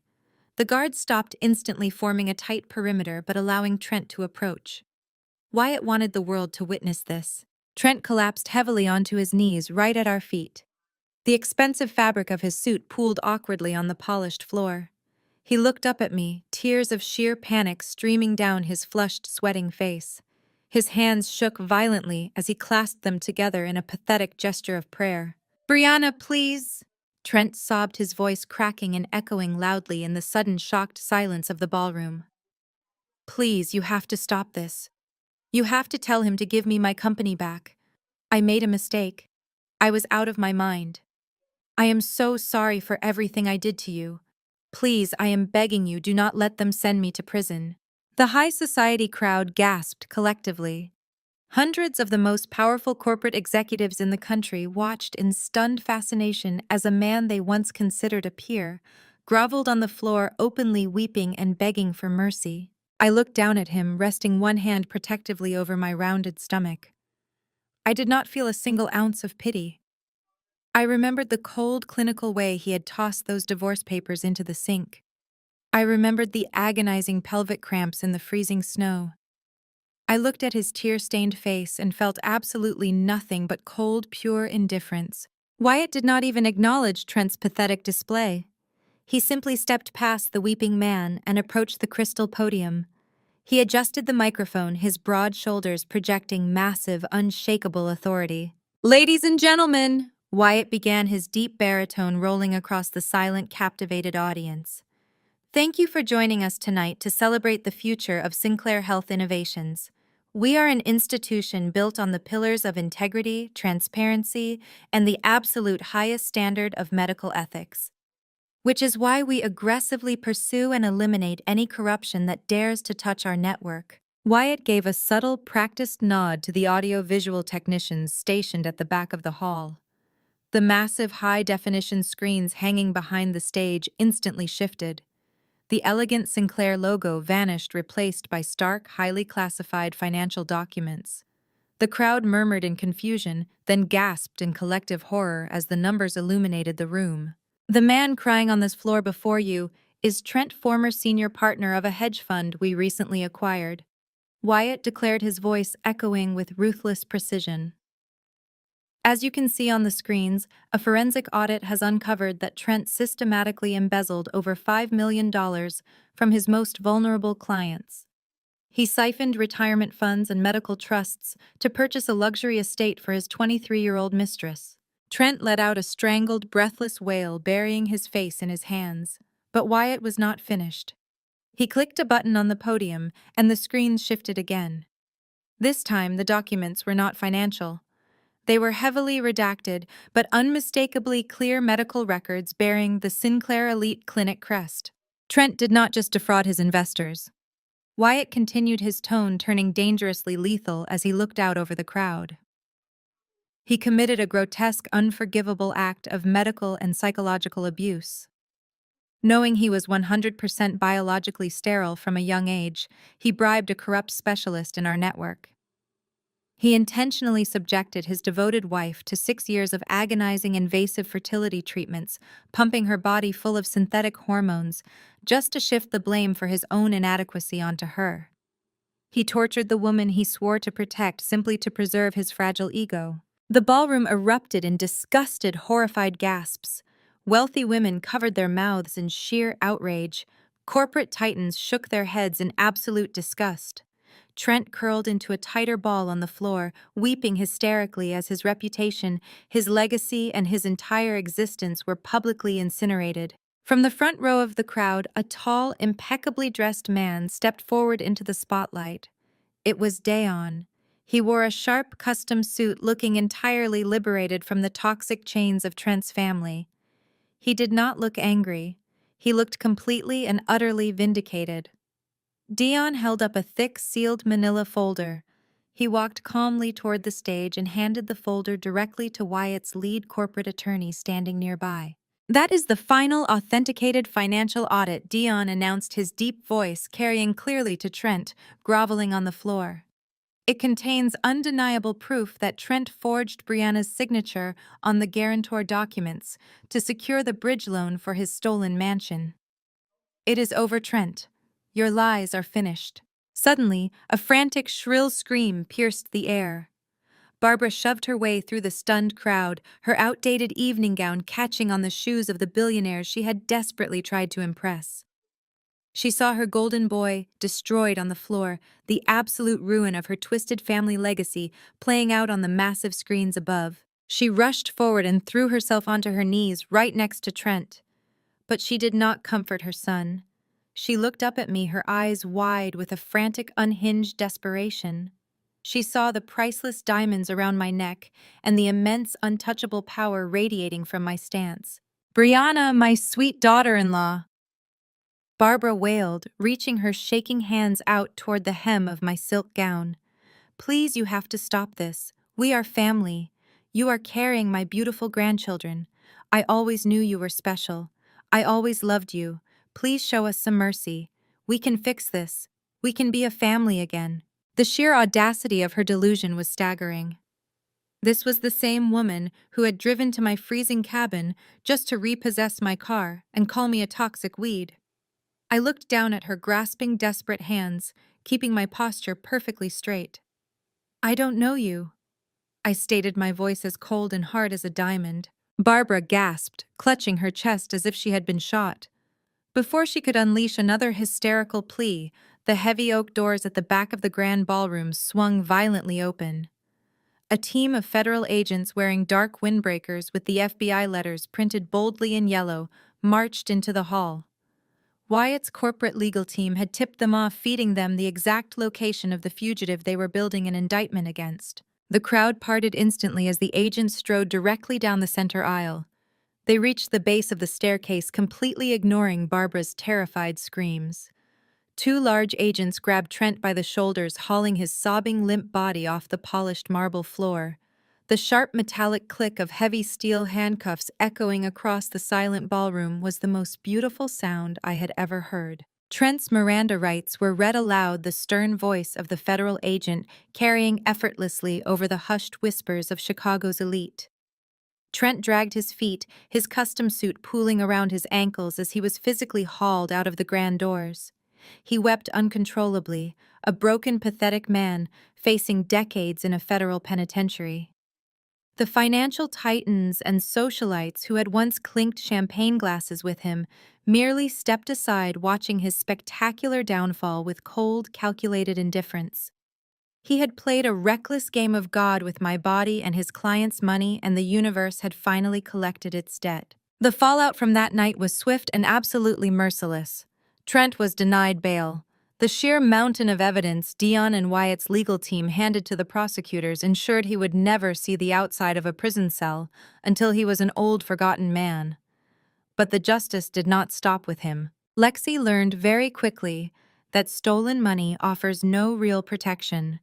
Less than 48 hours after Trent's arrest, the IRS and federal investigators descended upon the $5 million mansion she thought she had so cleverly secured. Because the property was purchased entirely with funds directly traced to Trent's corporate embezzlement, the federal government seized the estate immediately. Lexi was given a single hour to pack her designer maternity clothes before federal marshals locked the heavy iron doors, leaving her standing on the sidewalk with absolutely nothing. The personal trainer she had claimed was the real father vanished the second he realized she was broke and entangled in a massive federal fraud case. Lexi was forced to move back into a cramped, dilapidated apartment in a terrible neighborhood, raising a child in the exact poverty she had maliciously mocked me for. Barbara and Kendra met an equally satisfying fate. With Trent's assets frozen and seized, the endless river of unearned wealth that funded their toxic lifestyle instantly dried up. Dion finalized his divorce with lethal efficiency. Protected by his ironclad prenuptial agreement, he walked away with his highly successful architectural firm and full custody of his young daughter, citing Kendra's complicity in fraud and her highly unstable living environment. Without Dion's income or Trent's stolen hedge fund money, Barbara and Kendra were evicted from their sprawling suburban home. The two women who had driven to a freezing shack just to call me a toxic weed were forced to sign a lease on a tiny, miserable one-bedroom apartment. Stripped of their country club memberships and high society status, they spent their days trapped in that cramped space, viciously blaming each other for their total annihilation. 2 years later, the bitter memories of that winter felt like they belonged to an entirely different lifetime. The morning sun poured through the massive bay windows of our sweeping estate, casting a warm golden glow across the nursery. I stood near the crib, looking down at two perfectly healthy, beautiful sleeping babies. The pregnancy had been a flawless, closely monitored journey. Surrounded by the absolute best medical team in the world, at the Sinclair Elite Clinic, I had safely delivered our twins, a boy and a girl, without a single complication. They were the absolute light of my life, breathing, thriving proof that my body had never been broken. I was no longer just a digital marketing specialist trying to appease a narcissistic husband. I had stepped fully into my power. With Wyatt's immense resources and unwavering support, I had launched a massive, internationally recognized philanthropic division of Sinclair Health Innovations. As the head of the foundation, I directed millions of dollars toward providing elite legal representation and top-tier medical aid to women facing reproductive coercion, medical gaslighting, and domestic abuse. I spent my days ensuring that no woman would ever be manipulated, tortured, or discarded the way I had been. I turned my deepest trauma into an impenetrable shield for thousands of others. I walked out of the nursery and stepped onto the expansive stone balcony that overlooked the rolling green hills of our private estate. The warm summer breeze caught my hair as I leaned against the marble railing, taking in the perfect, peaceful sanctuary we had built. Down on the manicured lawn, Dion was laughing loudly as he threw a baseball back and forth with his daughter. He had remained one of our closest friends and a trusted ally, thriving in his newfound freedom. His architectural firm had partnered with Sinclair Holdings to design state-of-the-art safe housing facilities for the women my foundation rescued. He looked lighter, happier, completely unburdened by the toxic family he had rightfully left behind. I heard the familiar heavy footsteps behind me. Wyatt stepped out onto the balcony, his broad chest radiating that deep, comforting warmth I had fallen in love with in a freezing cabin 2 years ago. He was holding both of our babies, cradling them effortlessly in his strong, muscular arms. He walked up beside me and pressed a soft, lingering kiss to the top of our daughter's head, then leaned down to kiss our son's cheek. The rugged, fearsome billionaire looked at his children with a tenderness and devotion that completely defied words. He wrapped his free arms securely around my waist, pulling me tight against his side. We stood there together in comfortable, absolute silence, watching Dion run across the grass with his little girl. I looked out at the vast, sunlit horizon, feeling the steady, powerful heartbeat of the man who had pulled me from the ice, and the soft breathing of the children I was told I could never have. I looked straight ahead, a profound, unshakable peace settling deep into my bones. He told me I was a barren wasteland. He didn't realize that when he threw me out into the cold, he planted me in the exact soil I needed to conquer the world. Brianna's journey teaches us a profound lesson. Rock bottom can be the exact foundation needed to build your greatest triumph. When she was cruelly discarded in the freezing snow, it felt like the absolute end of her story.